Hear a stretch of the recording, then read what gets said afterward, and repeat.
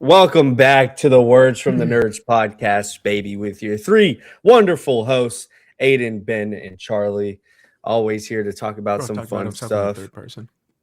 A little something. He's feeling himself today, guys, because it's the 25th, which means the Seahawks just won. We literally not Seahawks, even 5 minutes ago just fucking won. We're going to the Super Bowl, baby. the Come Seahawks are on, going man. to the Super Bowl. So Come Good thing on. my they are. boy, Charlie wouldn't be here. my boy might be on one. This discussion would not be happening without the Seahawks right now. Yeah, so shout out to Sam Darnold, shout out to the Seahawks. Honestly, shout out to the 2026 Super Bowl 60 Super Bowl champions because Patriots are hot dog water. They are in the mud. Drake May cannot command a team to save his life.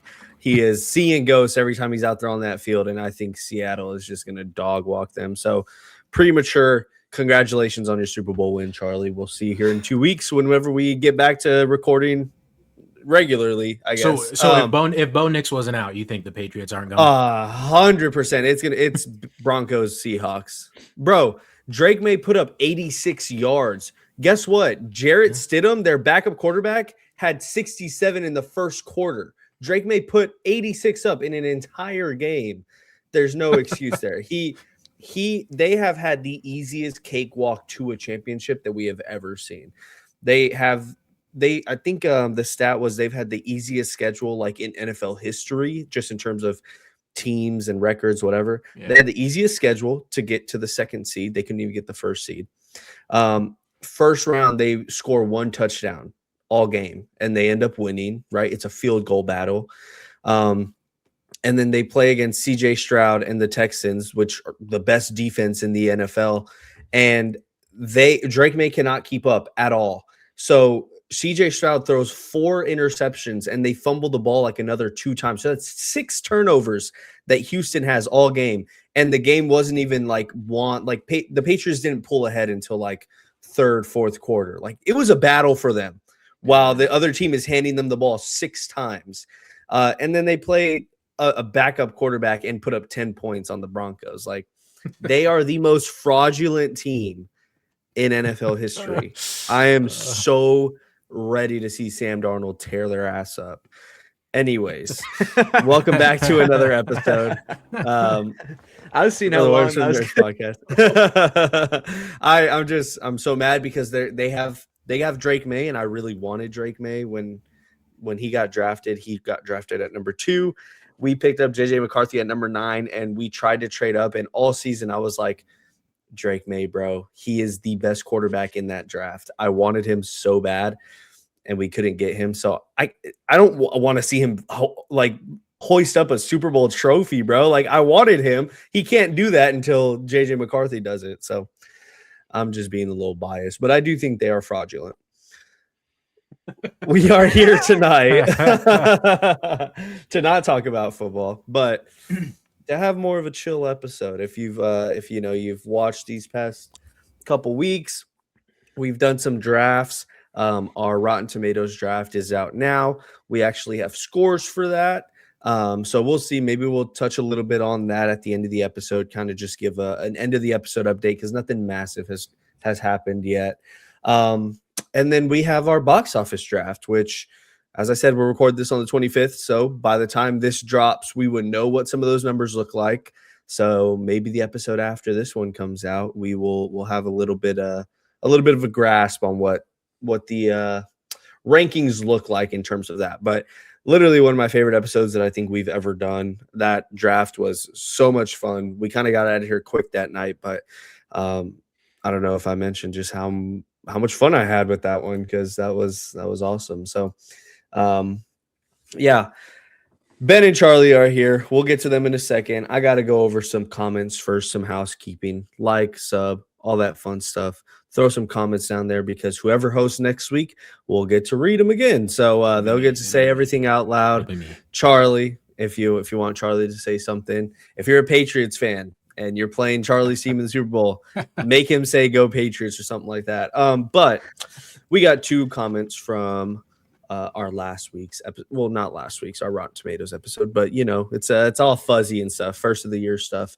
Memish once again coming in with the best podcast ever. Appreciate you. That's my goat. That's my legend right there. And then our other comment comes from another staple. Actually, the man that was on the episode last week. B Woody Brandon says, I know the Odyssey will be amazing, but looking at Rotten Tomatoes for every Nolan film is kind of wild.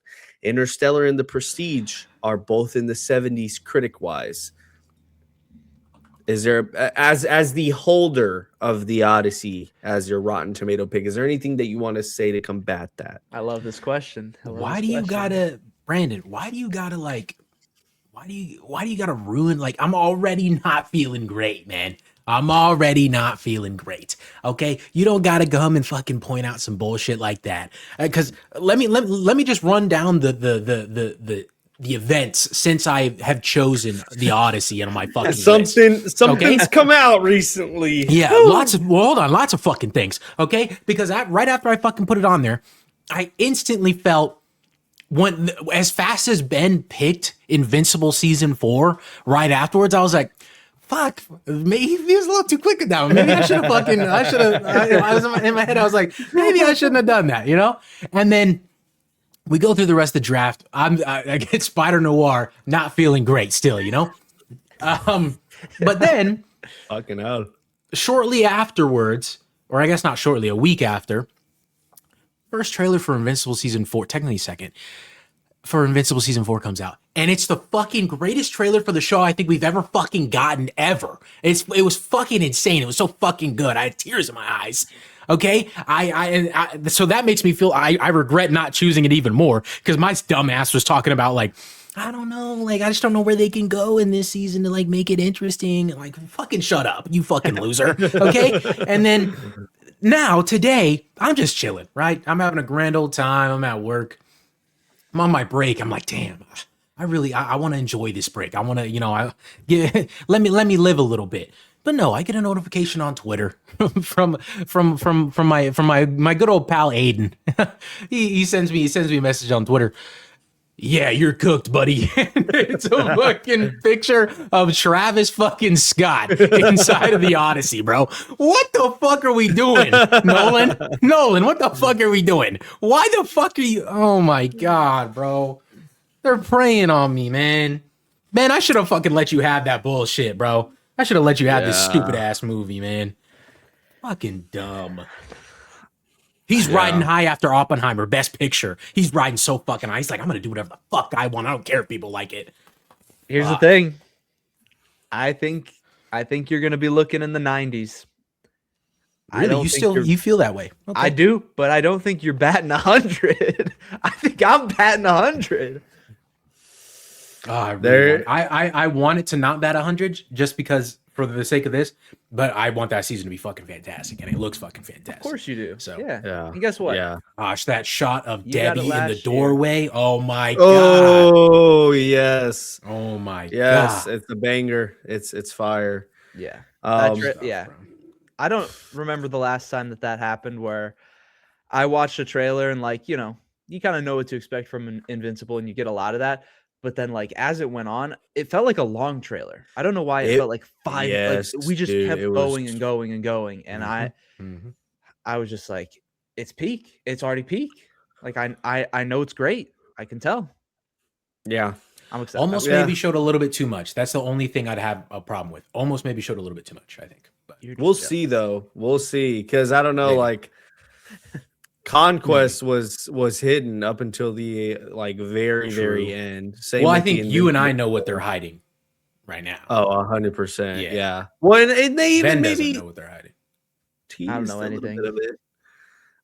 Man, but like Charlie, this is where I kind of just want to slap you across the head, bro, because like all of that stuff aside, I have 4 words. I had to count it out just now. 4 words. I know what that I can predict this. Oh, I don't think so. Go ahead. Because these 4 words right here, like, makes Invincible the definitive 1.1, and that is this season has Thrag, bro. Like all-time fumble. No. All-time fumble. And I was in the same position. Like, I don't know. Yeah, Invincible. I'm a kind of little. This season has Thrag. See, but that part doesn't matter to critics. That part does not matter to critics. Charlie gave me Invincible. Good audience score. I agree. Aiden gave me Godzilla. You both fumbled. Who didn't? Yeah, fumble? we were in the same exact situation last year. All right, your last pick is pretty bad. Clayface, come on. That's the easiest 80-60 I've ever seen. But last year we were 60. we were in the same position. We were in the same position. True. Absolutely true. And it went nowhere. You have Avengers Doomsday as your 6th pick. I got both mine free. I don't know.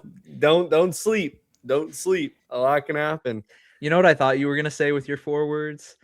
Because you were talking about Charlie fumbling by not choosing Invincible. I thought you were just gonna like kick him while he's down and just go, "You picked Spider Noir." I thought you were just going like kill shot. I got to reload on those. I've been hammering it these past couple weeks, so I got it's on cooldown. That's fair. Getting into our next thing. Thank you for the comments. Like I said, yes. Please leave a comment. Brendan, thank you for the comment, but also fuck off. Fuck off. Fuck off. Let's get into a little bit of what we watched this week. You know, we've been, at least me and Ben, these past 2 days or past day and a half have been snowed in. Got about a foot of snow sitting outside right now, just keeping me indoors. So I've been able to watch a lot. I say a lot. It's really just been Succession has taken over. But I've been able to watch a decent amount of things. Ben, I'm sure you have too. Charlie mentioned that he has a lot to talk about. Yes. So we will go around, kind of talk about a little bit about what we watched. Anybody listening, there will be timestamps in the description. We're just going to have a super chill episode. Just talk a lot about movies that we watched this week, some new releases that we all watched that we've been wanting to talk about. So if you want to jump around, you can do so there. But I want to start off with Charlie and a lot of big things that he watched this week. Tell us how your watching has been recently. Golly, man, I have just a metric fuck ton.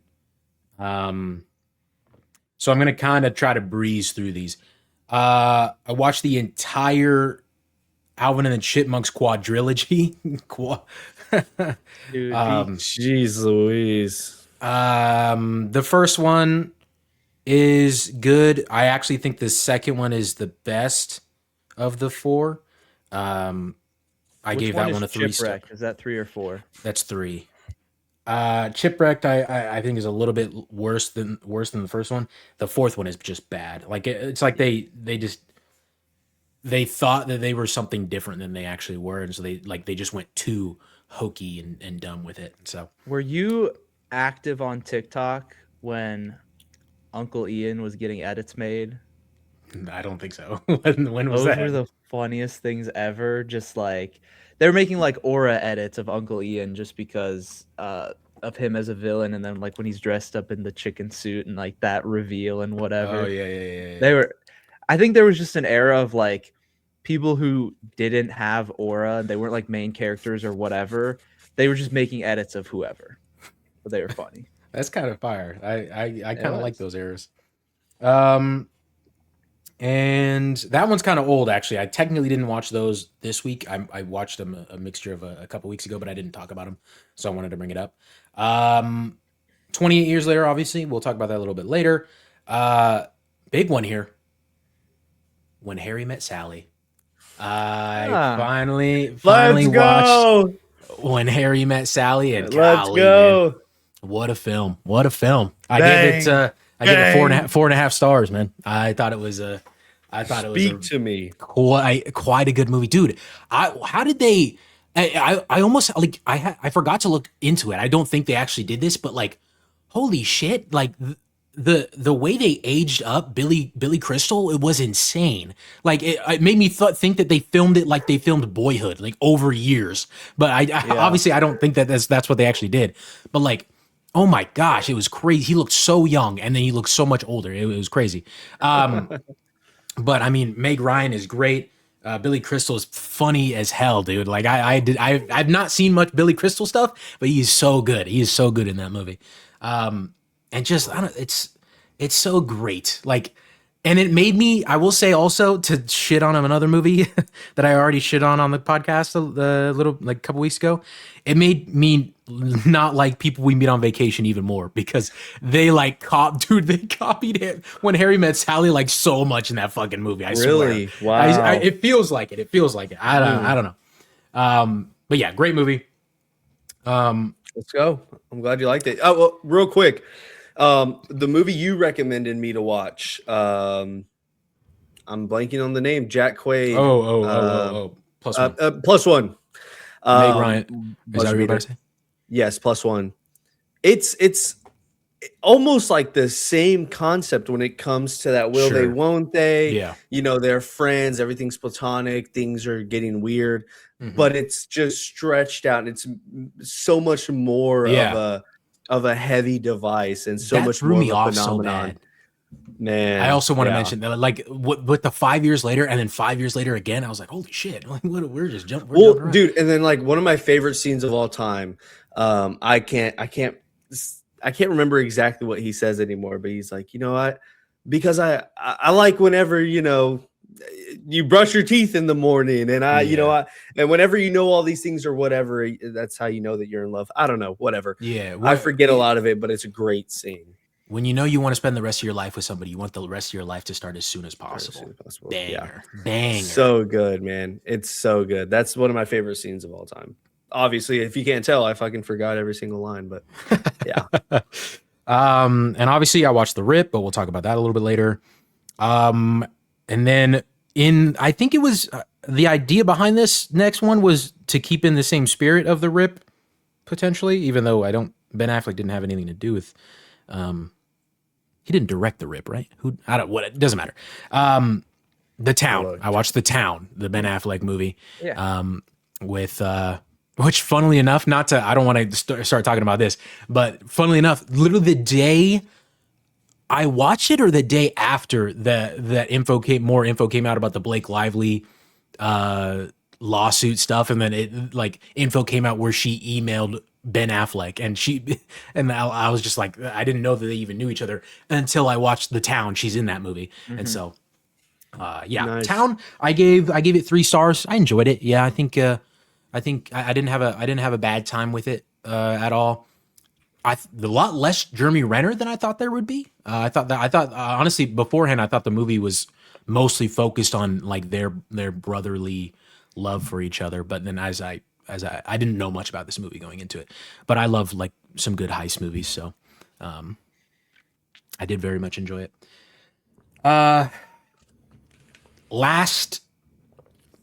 Yesterday.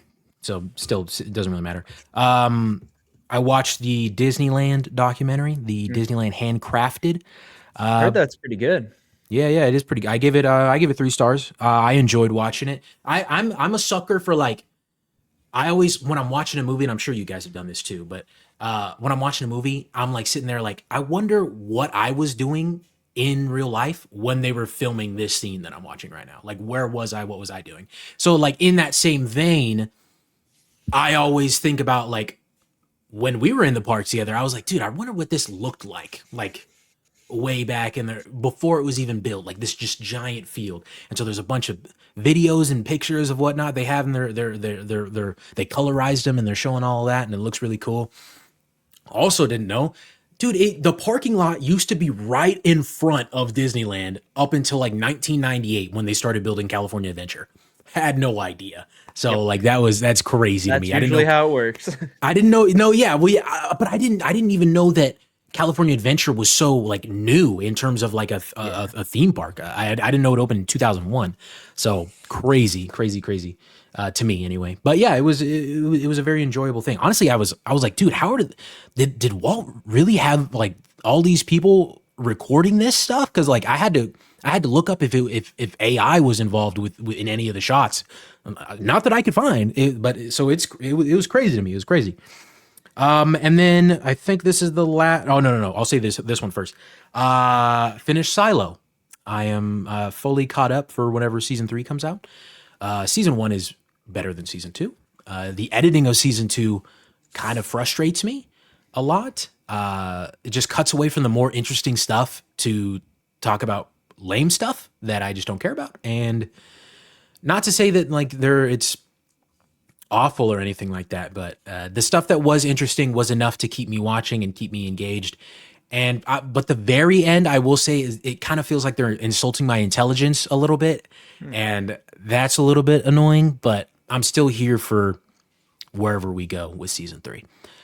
I'm being as vague as possible because Benjamin is going to watch Silo, or he is watching Silo. Maybe he will say that he watched Silo when he gets to his part. I don't know. We'll find out. Maybe. And then the last thing that I watched, Poor Things. I finally watched Poor Things from 2023. How'd you like it? I gave it 3 stars. I don't think I almost gave it 2.5 though. I almost gave it 2.5 because I struggled to find like I don't know if the enjoyment is the right way to put it. I just struggled to find the meaning of it all until like I guess it was just about Bella, Emma Stone's character, just really like coming into the world and like experiencing the world from like fresh eyes and not influenced by other people, despite trying to be influenced by other people. Mark Ruffalo's character and Godwin, Willem Dafoe's character, et cetera, et cetera. And there's a certain innocence in that is very like appealing and very like enjoyable to see and watch someone live through. But also, I mean, it's a very gorgeous movie. I will say that as well. Very gorgeous. The sets are amazing. The set design is great. Very like, who did the hotel one with Ray Fiennes? Who Paul Thomas Anderson. Paul Thomas Anderson. Paul Thomas I Anderson, almost yes. just immediately said that when you started. No, yeah, comparing you should have. it. You should have. You would have. Yeah, You would have got that. It seems inspired by that, very, very much so, and I don't hate it for that whatsoever. Because just usually I say that because Paul Thomas Anderson stuff is usually a lot harder for me to get into, and this fell in that same vein, but maybe just like a little bit different. But I will say oh my gosh, there's one part towards the very end where it just felt like they were dragging it out. Have you guys both seen it or no? Yeah, I've seen it. You haven't seen it? Okay. I saw it when it came out. It was I remember liking it a lot, but I wouldn't stand 10 toes on that right now just because it's been so long. So I wouldn't fight you on it. It's not really on my list. Okay. Really well, the scene when the husband comes back from her past life and then she goes with him. I understand the purpose of her going with him. She just likes to explore new things.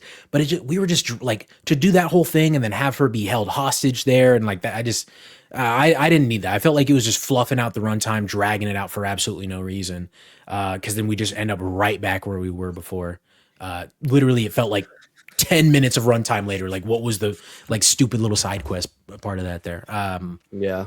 I do enjoy it because like we didn't have much knowledge of her past life before. We just know she had a past life that she clearly didn't like enough to continue with. But I don't know. It felt needless to me. And for a second, I had a lapse in memory. I thought that movie had won Best Picture that year, but no, it was nominated, right? Or no, she won Best Actress. She won Best Actress for it, and it was nominated. That's right. And it was nominated. Well, it came out but Oppenheimer won. year. Yeah, Oppenheimer won. I for some reason I had forgotten that Oppenheimer won. But and then other than that, I won't really talk about this too much. I started, as long as I still have Apple TV, I started the morning show. I didn't start it actually. I've seen it before. I'm just picking up where I left off. I'm on season 3. It's a good show, and it's the first episode of season 3 lost me a little bit, but I'm now like on episode 5, 6. I don't know. And it's still a good show. Still a good show. I'm very much into it. So nice. Cool. I'll go next. Just to kind of get it out of the way. I will say, Charlie, if you are interested in some more of Yorgos Lanthimos, however you pronounce his last name, I want to watch Begonia. You need to watch Begonia. Is that what you're going to say? Yes, I have not watched it, and I'm probably not going to watch it. And because I'm not going to watch it, I saw somebody kind of give their review and go through like the entire movie because I was just like, I'm just curious about this. I know but I'm not going to watch it. Oh, dang it. Well, that's why I want, because I wanted to see somebody that watched it that didn't know that spoiler and how that affected. Because when I'm going through it and I'm seeing the entire premise, well, you're not going to work. You wouldn't watch it. You're not even going to watch Poor Things. I would be more interested in that than more interested in Begonia. Okay, cool.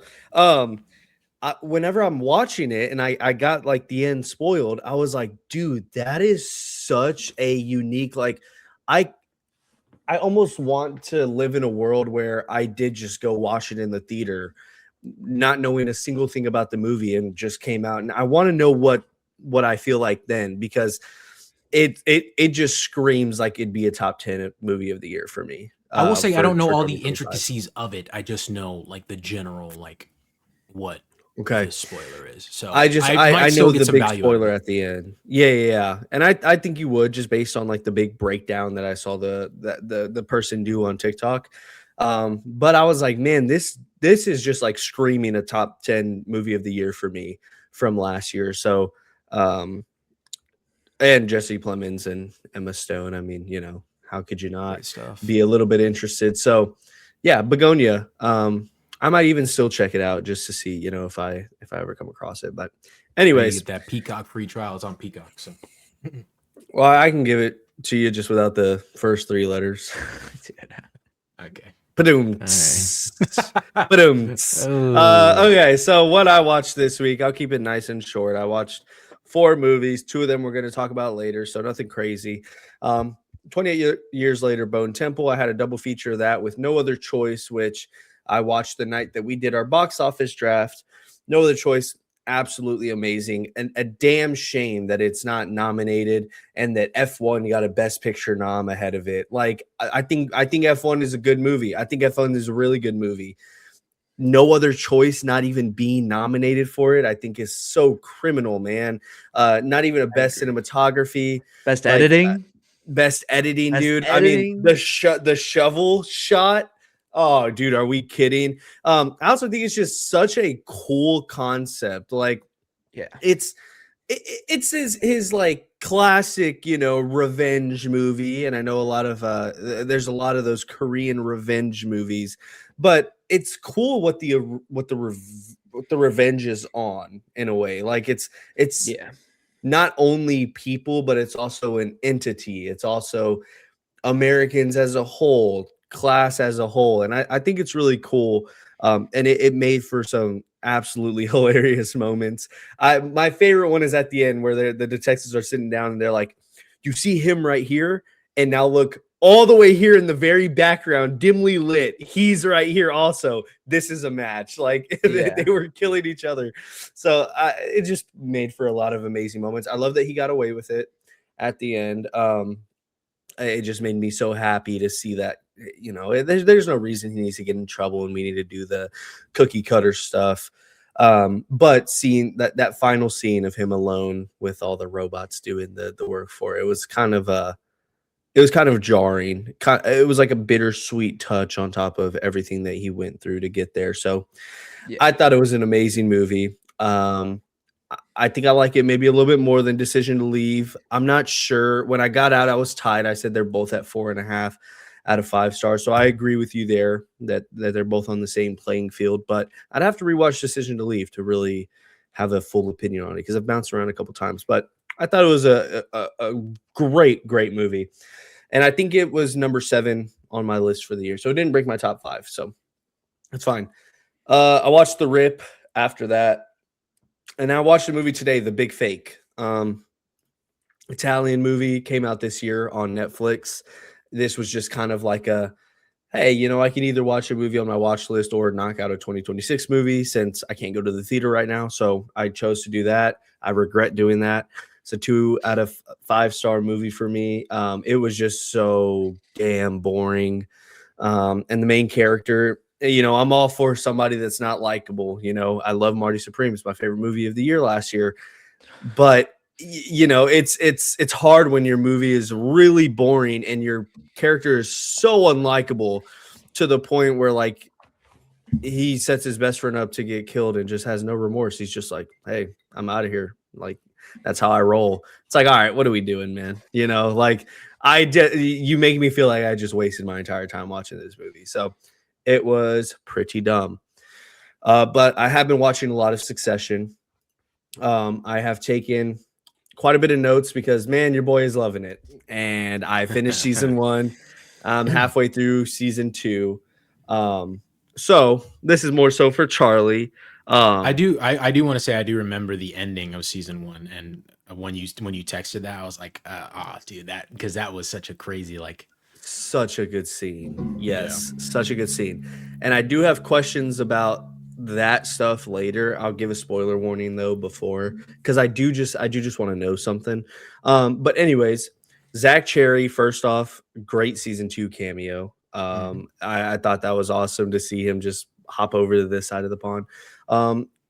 I love, because I finished season 1 and I think season 1 is phenomenal. It's cool to start the show off immediately with the hierarchy of the kids, where we are in terms of what they feel about the company, what their goals are with the company, and with Logan himself. So I love that there's a lot of infighting in season 1. And then season 2 just completely flips it on its head. They have a little bit of infighting, but it's more so about Waystar Royco as a company against all of these other entities, especially Stewie and Sandy. After Kendall literally flipped everything on his dad and then had to backtrack it all. Now they're focusing on this proxy, this bear hug that Kendall put Logan through. But then also wanting to acquire Pierce and wanting to acquire these other news stations. And at least I did. I find myself rooting for the company, rooting for the Roys as a whole, when last season I was like picking my sides, right? So I do like that they've kind of flipped that dynamic. It's kind of like they built you up with all these characters, all of their personalities, and how they work in the hierarchy. And now season 2, hey, now you can enjoy them working as a company and a little bit more of that infighting. So I think that's really good. Some of my favorites, first off, obviously I hate everybody except Greg and Tom. I love Greg and Tom. And I do know a spoiler about Tom, which I'm upset. I literally just wanted to know his name. And I was like, wait, they keep saying Tom was first episode. And I was like, they keep saying Tom. And I clicked, I typed in Tom. Spoiler? I know the big 3-letter word. I know the 3-letter word. Yep. Okay. Damn. Is that the big spoiler? Yeah. Yeah. So I don't know. I'm interested to see how that plays out. It definitely hasn't hindered anything, but when they play with those conversations throughout the show, I'm like, interesting. Especially Shiv. I know, especially Shiv in season 2. Like Logan is literally telling her, "Hey, it's you." And now I'm like, oh, but I know this. So I'm interested. I hate that I got that spoiled, but whatever. Yeah. I love Greg and Tom. They are the absolute best. I love their relationship, especially in season 2, whenever Logan is just grilling people about, like, if you're not backing me on this Pierce deal, tell me right now, like a bore on the floor. And like they're having to sit on the floor and get the hot dog. And Tom stays 10 toes and does not rat Greg out. And so Tom and Greg are sitting down having dinner or at breakfast in the morning. And Greg is like, hey, thanks for all that back there. And Tom just like pats his shoulder. I was like, oh, dude, I love this. This is great. Obviously the stuff with Kendall, I told you, I don't know why I sent that. I'm not going to forget that. That was like one of the most well-crafted scenes in a TV show that I've ever seen. It was awesome. Jeremy Strong is like one of the best actors alive right now. He was insane. Just the way he like breaks down and just starts like, like just, it just all comes crashing down. And just Logan sitting there being like, do you want to be a rich boy that, blah, blah, blah, blah. Or do we just want to let this be a sad detail on a wedding day where a father and son reconciled? I was like, damn, dude. And he sits there and hugs, and then he's like, I forget who he calls. I think it's not Connor, but he says something. He calls somebody's name, and he's hugging Kendall, and he's like, get him. Yeah. Good. You're my boy. You're my number one boy. Yeah. Dude, it's so good. It's so good, dude. I hate that I can't get a read on Logan. Like, Yeah, I think I'm like kind of starting. It's supposed to be like that though, man. That's why I know. I fucking hate that. It's okay. Oh, interesting. So is he kind of like is he kind of like I'm always gonna keep an eye? Like Tom is like, huh? Like I don't know. will Is he say keeping nothing Tom? more. Okay, that's fine. That's fine. Because I'm so bought in. I'm so like invested, bro. But I can never read Logan. I can never read what he's thinking. Who is like who's in his favor? I don't know. But season 2, he's flipped on Roman. Rightfully so, because oh my god, one of the funniest scenes that I've ever seen is when he picks up the phone in the restroom. The fucking whole thing just explodes, and he's like, yeah. Oh my god, dude, I forgot about that. Wash his hands. God. Oh, dude, it is like the funniest thing ever, and he like can't even.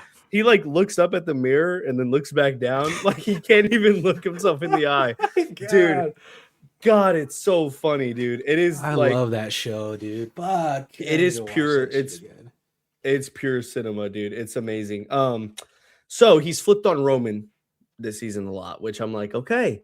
And he's fully embraced Kendall, which I like. It's fun to see this dynamic, especially with Shiv entering the scene. It's cool to see. I do, however, absolutely hate Shiv because of how she's treating Tom. Because she's pushed this open relationship on him after they got married, and pissed me off too. She's not being nice to him, and Tom is just I don't know. Tom is just such a like a neutral good in a world full of Roys. Like it's I don't know. It makes me so upset. So I don't know. Shiv has 4. Yes. Okay. So I'm probably gonna finish season 2 tonight. Definitely by tomorrow. So I'll be halfway through. One of my favorite lines in season 1 is when Roman is hanging out with Tabitha, and she's the girl that did moves on Tom during his bachelor party. So then the next day, Roman's dating her, and Roman tells her, he's like, let's get married. I want to get married to you. And she looks at him and she says, is this how you think you get people to stay? And I was like, oh. And he just sits there just like a little kid, just like, oh my gosh. She's like, is this how you think you get people to stay? I was like, dude. And then everything with the Pierce deal, him wanting to buy that other news outlet, and them going to the family's house to talk about it. The whole dinner scene is the most intense, awkward feeling I've ever had. But Kendall and the other girl, Naomi, running off and doing drugs together, and Kendall just being like, yo, this deal is not going to change any of that trauma you have. And that being the final push to get them to accept the deal. And Logan doesn't even know. It's so good. And then to see all of that get flipped on its head, and just Logan at least by the end of episode 6 that I just watched a couple hours ago, they lost the deal. The deal is off the table because everything about the cruises has popped up, and Waystar's Royco is kind of in a shit spot right now. So that is all of my notes. A lot of stuff. I do have one question for you that I do want you to spoil for me. But I want you to keep it super general. I don't know if Ben, if you want to take your headphones off, you can. Everyone, spoiler alert for season 1 of Succession. If you want to skip this, you can skip to the next timestamp that I will have up here. My question for you, Charlie, and I just want yes or no. Does anybody ever find out that Kendall killed somebody? And you can also just not answer. If it's because I will not go out searching for it. If I'm honest, I don't remember. Okay. That's fine. I just didn't know if this was like a show changing moment. Wait, I think I do remember. But I'm not gonna answer. Okay. And then so I got spoiled that Tom the CEO, which sucks. Fuck, dude. Fuck. I know. It's brutal. And then I also got spoiled because I was watching a Jeremy Strong interview that came up on my page, and uh out of nowhere he just straight up is like, yeah, and we were filming like Logan's death. And I was like, oh great. But I mean, This motherfucker, bro. yeah, I know. I got some pretty big things spoiled, but that's all I know right now. I'm not going out and actively searching for anything because I can be pretty bad about that sometimes, but I'm excited to get to season 4 episode. Is it episode 7 or 10? It's like one of the highest rated episodes of television on IMDb ever. It came out like a couple years ago. 10's the finale, I think, right? Maybe it's season 4, episode 7. Honestly, a lot of season 4 is a blur to me. Is it? It's like Kendall sitting with like a sunset on his face, and he's like he looks like super sad. And I remember everyone being like, "This is the greatest episode of television." That's vaguely familiar to me. I might go back and watch that episode actually. Now that you mention it. Okay. Anyways, so yeah, that's been my watch. It's been phenomenal. It's been great. It's been a blast. So I'm super excited to keep it going, dude. I'm so happy that you're watching it because, like, man, I don't know why I never brought it up on the podcast. Did I ever say that I was watching it? Or were we maybe not doing the podcast when I was watching it? I don't think we were doing.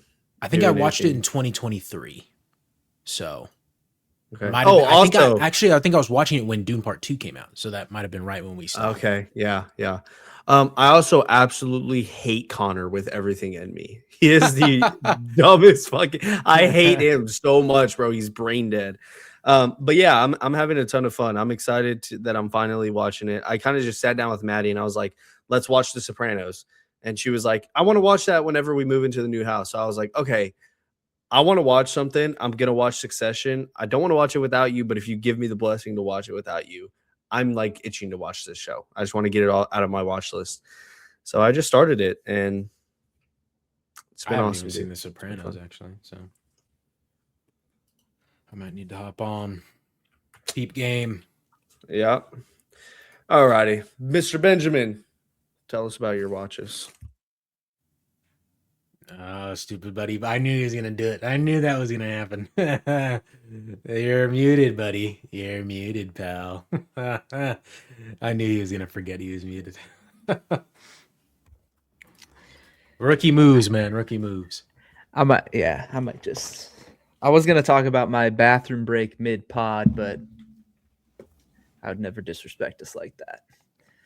It don't matter, bro. I'm eating mid-pod, so. No, but like mid-pod bathroom break, I would never call us that. You know what I mean? Wait, what? What the fuck? You're so slow. It's okay. Yeah, apparently I am. Just get on with mid-pod bathroom break. Like that's calling us a mid. Anyways, I'll keep it pretty simple because it is pretty simple. I of course watched The Rip, Bone Temple, and I watched Mercy, which. I don't know if I'm just getting into my thoughts first quickly on that. And then other than that, I watched a movie yesterday. My wife and we watched The Fall Guy. We had already seen it a couple of times. It's a movie we like. We just threw it on. Since I have it on Blu-ray, I also have the extended edition, which is like 20 minutes of extra footage, which usually like, I mean, depending on how many times you've seen a movie, you wouldn't necessarily be able to tell. And I think I only have seen it the one time in theaters, whereas she's seen it a couple of times since. But it was still pretty like noticeable. I really remembered that movie pretty much beat for beat. So I like it.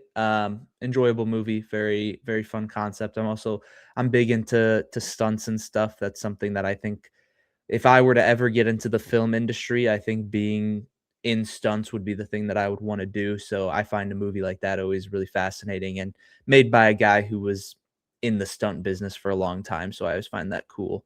Not as good as Bullet Train, in my opinion, but still really good.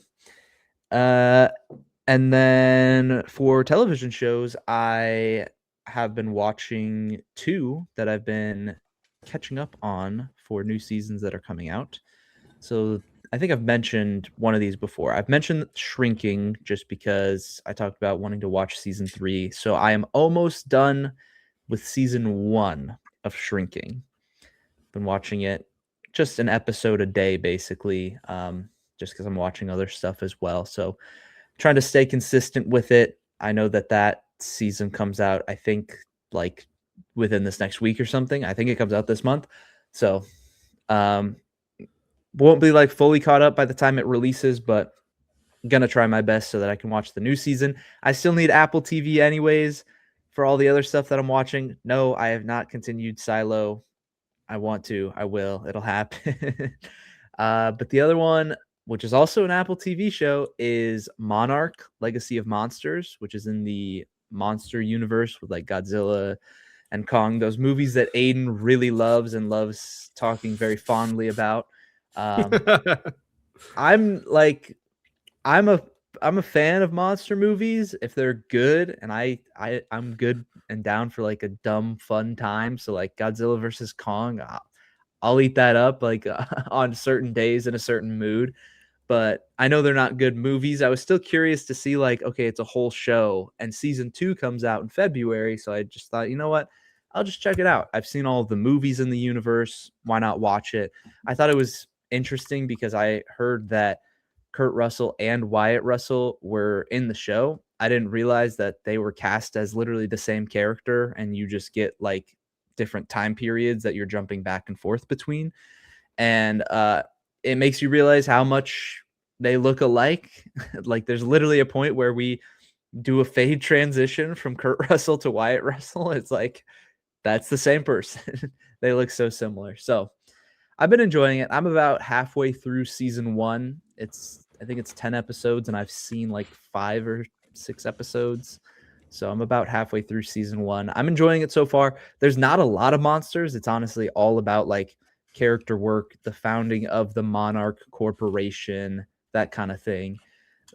It's not really action heavy. It's not like destruction heavy. It's very character focused. Like they keep going back to like specific characters' experiences the first time that Godzilla attacked, like the first time that the Earth found out about Godzilla. They keep going back to that, but they don't use it to just be like, oh yeah, here's an action scene. They use it as like, our characters are dealing with the fallout of this, and there's a lot of emotions that are tied to what is happening within the show. So I appreciate that, like, yeah, amidst the movies, which are like pretty base level, dumb, not a lot of work put into the characters or the stories because big monsters. So to take a team of people and really like put some care and effort into crafting a story where you care about the characters side of things, I think it's doing a really good job at that. So I'm enjoying it so far, being about halfway through the first season. So that's everything that I've seen these last couple of weeks. I guess I will touch on Mercy briefly. Let's go. Wait. What was the? It was Mercy. Oh, I was trying to I almost thought about like teasing you guys that, okay, I guess for context to the audience, this past week there was a mystery movie screening, and it was an IMAX 3D mystery movie screening. And so I had told these guys before that I was like 100% confident, no shadow of a doubt, that it was going to be Mercy, because seeing Avatar, I saw a 3D trailer for Mercy. Every single trailer that I've seen for that movie brings up, see it in IMAX, see it in 3D. So when it was a mystery movie, the same week of Mercy coming out, you look ahead and it's like, what else would be showing in IMAX 3D? I almost thought about just being like, guys, I don't know how they did this. It was Project Hail Mary, just like throwing something crazy out there. But I mainly wanted to just say it wasn't Mercy earlier, because then, you know, you'd start thinking like, oh, it must be something good, must be something else. But it was just Mercy. So I ended up being correct. It just had to be. But they made a point of that, actually, because there's, for mystery movie screenings, sometimes there's like a special message from like the director, because sometimes it's a smaller budget film and it's, you know, Thanks for checking out my movie, whatever. Because sometimes, like for a mystery movie, it gives directors an opportunity to bring in more people who wouldn't check out the movie if they like knew what it was, but they'll go see it for a cheaper ticket, and it's a mystery screening. So they made a point to have Chris Pratt film a video where he said, "We're excited to have the first ever mystery movie screening that's in IMAX 3D." Like they were very clear that that was like a big part of what they were pushing here. I gotta say, before I like talk about the movie, the vibes going into the theater were really good. I showed up and there was like literally like 40 people in line for concessions, and I was like, I don't know what's happening, but I had rewards, so I was gonna get a slushie. I'm a big blue slushie guy. Blue raspberry is like, I'm Was upset. it an icy or was it a slushy? I guess an icy is a better way to put it. Sure. I just wanted, because some places, each place is different. I just wanted Yeah. I get really upset that blue raspberry is not a real thing that you can just like emulate easily because it's a fake flavor. Like my sister makes sodas, and so she heard that like blue raspberry was my favorite, and she's like, "I'm looking this up, Ben. I don't know how to make a blue raspberry flavor," and she like really was trying to do it. And like blue raspberry Fanta is amazing. So was gonna get a blue slushie. I'm like the next person in line, and all of a sudden I see a sign where the concession stand is, and it says January 19th is National Popcorn Day. You get a free large popcorn. I'm like, no wonder there's 40 people here on a Monday, because like there's never that many people there on a Monday. But everybody was there to get their free popcorn, and everybody was there to go and see Mercy and IMAX 3D. They even, as I was walking closer to the theater and about to get my 3D glasses, they had somebody out there. They had a guess the amount of popcorn kernels are in this jar, a guessing thing. And the closest guess, which they revealed after the movie, the closest guess got 2 like free passes, 2 free tickets to go to future movies. Did which you is take like, a guess? I did take a guess. I was a couple hundred off. Somebody was close. It wasn't me. So, Sure. But I was happy with my guess. So did you put any like math into it, or was it just like a solid? Just I mean, a little bit. Guess? It was kind of like, because it was clear and it was pretty short and just like stubby. And so I kind of like tried to estimate what is like one layer of kernels, and then just like, okay, how many approximate layers? And then I just went for a guess. So sure. Okay. Yeah. But so vibes were good. Vibes were very, very good going into the movie. And you know, free popcorn, free slushy, cheaper movie. Like I'm all in for all of that, right?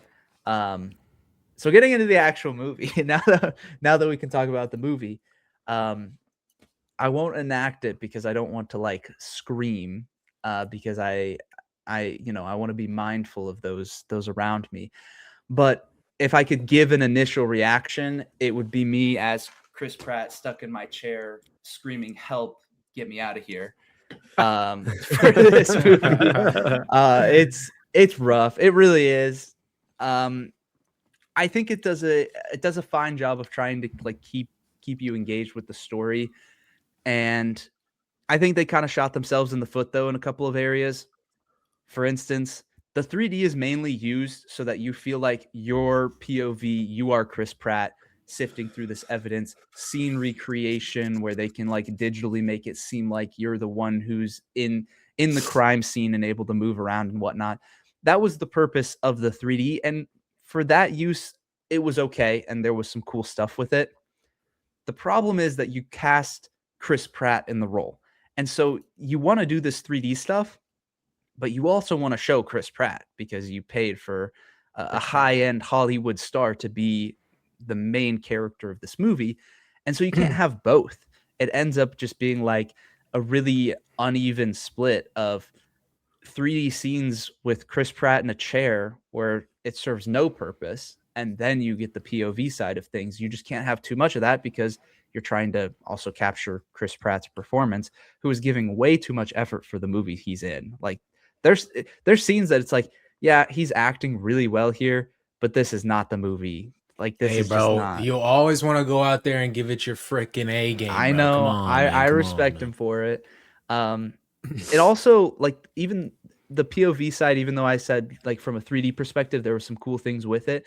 It also, like, the editing was so digital. Like, we would just be, like, jumping between, like, the different tabs of evidence and whatnot, and, like, like, sudden just burst zooms into whatever we're looking at, and it's like it felt just a little, like, overdone, way too much. And then I also think it shot itself in the foot because I don't think it knew what it wanted to do when it comes to the messaging. Like, it starts off feeling like it's pretty anti-AI, but in the end, it kind of is pro-AI in a way. It's like trying to basically say that AI is like humans. It can learn, it makes mistakes, but it can grow, it can adapt, and it can be used for good.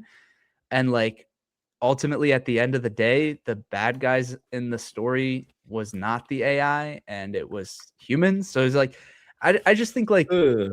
some weird mixed messaging, and even, like, how they got there was they had to add so many layers. Like, there's already a plot where you're trying to, like, unravel this main core mystery with Chris Pratt, and you, like, get towards the tail end of that, and then they just, like, throw more extra stuff on top of it. They're just like, yeah, but let's add more stuff that's happening behind the scenes that doesn't really, like, actually add anything to the movie. So I just think it's a big misstep. I was never, like, bored with the movie, but it was kind of like, what's the purpose? Why am I watching this?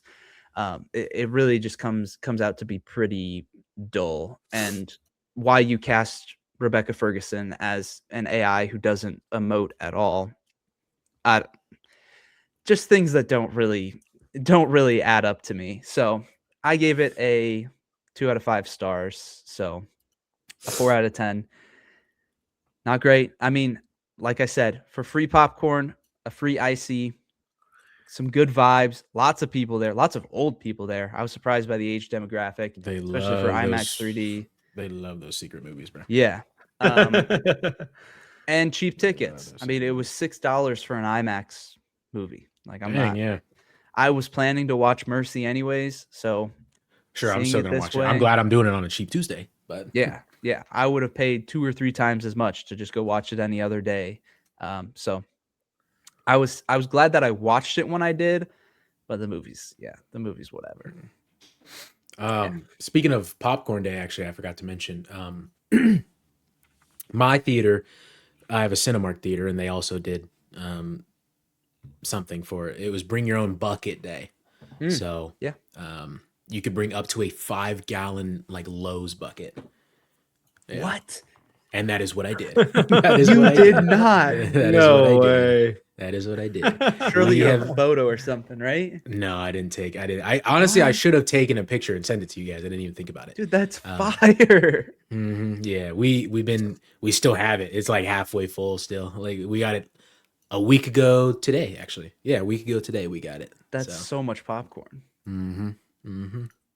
Yeah. Dude, It's so that's fresh too because they put a liner in it. So then we just been tying the liner off and like Yeah. just snacking on it whenever. Like as we were watching When Harry Met Sally, yada yada yada. Yeah.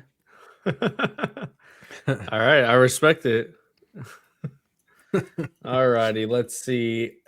Ben, what a beautiful Mercy review. I don't know if I'm gonna go out of my way to go watch it. We'll see. I don't know. I mean, You have A-list, bro. There's actually no reason not to. I genuinely would not even use A-list on watching that movie. I just have no What? interest in it.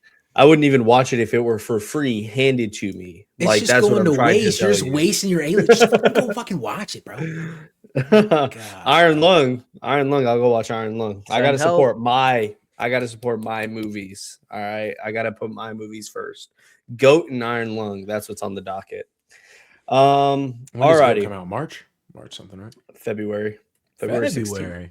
Oh, that's better than I thought. February 16th, I Doesn't believe. Caleb McLaughlin voice McLaughlin. Yes, man. Yes. Come on. That's my boy. We're in contact. I said, yo, Caleb. What are we doing? this fucking guy? Wait, this makes sense. We saw this in the Spider-Man 2 video game. What the fuck are you talking about? Wait, what? Spider-Man Miles Morales. Wait, what? What? What does that have to do with Caleb McLaughlin, bro? He's training to be Miles Morales. Oh, okay, yeah. I mean, what does that have to do with I still Spider-Man don't see 2? how that has to do with GOAT. Because the two of them team up. Aiden is Spider-Man. Caleb, his homie, is Miles Morales. Okay, there we go. Gotcha. All We got right, there. I We got see. there. Sometimes my brain thinks quickly and then I have to talk. Like I forget that I have to like explain what I'm thinking. We got there. So I'm like, now I'm with you. I'm with you now. Okay. Sometimes I forget I have to explain what I'm thinking. But next It's time though, Alzheimer. play the game before you speak on it. All right. Let's move on. Don't worry, Ben. I couldn't even finish it. I got so bored of it for a little bit. Yeah, there. because your attention span is fucking ass. And into our next movie review. The way something he that swings too. Oh my god, that fucking pissed me off. yeah, dude. I was horrible swinging. It was Bro. so bad. I hated playing that game for that reason. Because I was so good at the first Spider-Man PlayStation 4. And so I just like load this one up and I'm like, dude, like I played Miles Morales years ago. Like I'm just off my entire The thing is game. too, I know Aiden can be a fucking gamer, bro. The kills he was dropping on Marvel Rivals, I know he can be a gamer. His dude, ass I was is so fucking cracked. yeah, bro. I was so cracked, dude. Luna Snow. Oh my, dude! I don't think we even played while I was maining Luna Snow. Yeah, I don't think we did. We only played the one time or two times. I don't know. Yeah, man, dude. Luna, I started to go crazy there for a little bit. Anyways, on to a movie that I do not have to use A-list for. That none of us have to use A-list for. We just have to fork out $20 fucking to our overlords that now run us. That is The Rip. 2026 movie just dropped. You forgot about I want to Netflix say Overlord. a week ago. Yeah, Netflix yeah, Overlords yeah. just dropped about a week or so ago, I believe. I got to this one a little bit later than I would have liked, so I think y'all two had watched it, or Ben, you had watched it when we recorded last time, maybe. Yeah. Charlie afterwards. I just recently watched it, but The Rip review. We have all seen it. We can all get into this in 3, 2, 1.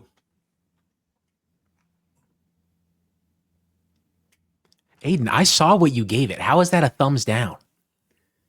Wait, what did I give it? I gave it 3 out of 5. No, yeah, it's like middle. Like it's not here. It's a little bit. Gotcha. Yeah. Okay. I wasn't down. I mean, it was always like right here. Okay. Yeah. Interesting. Solid 3 out of 5. I could even be talked down to maybe a 2.5 out of 5. Okay. And you be talked up? Like, what are we doing? I probably can't. I couldn't be talked up. I was very like, hey, this is a 3 out of 5 star. And that is solely because the ending just kept on going. Unnecessary action after unnecessary action. And bad. It was bad action. And it was bad. Not good. It was bad. It was not good. I looked at Brandon and I'm like, I mean, what are we doing? Up until that point, I was like, dude, 3.5 out of stars. This is great. Like the whole conversation in the trunk when they're doing their big whodunit moment, I was like, this is great. This is awesome. Solid 3.5 out of 5-star movie. And then we just go on from there. So I could not excuse what we started to do after that. I also think it's hilarious. I don't know. I actually still didn't look at who directed it, but it's so odd how you have what, 5 members of your group, and the 3 main ones, the 3 big ones, they get all the action and dialogue and badass moments. You know, Steven Yeun, Ben Affleck, Matt Damon. And your 2 girls are counting money the entire movie, bro. They do nothing. I was they get in the gunfight. They get in the gunfight. Hold on. I was like, bro, this is Best Supporting Actress nominee Tiana Taylor. True. And you got her counting money with 20 lines of dialogue. What are we doing? Like, it just got to a point where I was like, all right, man. Now they're doing this big action sequence, and they're just completely out. They don't help at all other than a quick shot of them walking away with the money. But even that seems so like, what are we doing, man? You got to have a one-on-one with the director. Like, hey, bro, we got two girls doing nothing the entire movie, and they're the only girl characters in here. We want to change that or anything? Like, it's kind of a bad look. He's like, nah, bro. Steven Yeun, Matt Damon, and Ben Affleck got way more sauce, bro. Keep them in. And the other girl who isn't part of the team just tied up the entire movie. Bro, it is such a bad look. I was like, damn, how does Tiana Taylor go from one battle after another to this, dude? So, anyways, those are my qualms with it. I will talk a lot about the good, because obviously y'all are both at thumbs up. The ending, I just could not forgive at all. Sure. It got really I'm with bad. you on the ending 100%. The editing is so bad in the end, in the ending portion. Like, I did not love cutting back and forth between the two. And it felt like they thought they were doing something with that too, but it was just annoying and confusing. But speaking of Sasha Kyle being tied up the entire time, better performance here than in The Flash, that's for sure. Dude, I'm glad you reminded me. She is such a bad actor. She is so bad. I thought she was so bad in this movie. She was better than she was in The Flash, but she just had more to do, which isn't saying much, because like we just said, she didn't have a lot to do in this. Fair. Yeah, man, it was a really good for a whodunit thing. Like, I did not expect anything that the twists in which ways they turned. And so I can appreciate it for that aspect. And also seeing Steven Yeun do some like evil shit is kind of different and kind of interesting and cool. So I enjoy it for all of that, but I don't know. I think what lacks for me, it gets very confusing in a certain little portion there, that like I get they do it for the reason of like you want us to be lost as to what's going on, just like the characters are. But I feel like we should maybe input a little bit of like what's it called? Not emotional irony. I don't know. There's a specific term for it, but where the audience knows something that the characters clearly don't. Yeah. And we should have input a little bit of something like that in there, just so like I'm not like there hit a point where I was just like, dude, I'm so lost that I don't even know if I care about continuing with what's going on right now, because like I just don't want to forfeit the brain power to figure out what Matt Damon, is he dirty, is he twisted, like what the hell's going on. Like I didn't know what character's side I was supposed to be on, I guess is a better way of putting it. Yes. I guess Ben Affleck's, because like he was like the cleanest one there, but at the same time, I thought Steven Yeun, like the text that he was giving, like he thought he maybe was a snitch, and he was like trying to snitch on Matt Damon's character. So like I don't know, there's so many different avenues to go down. I did.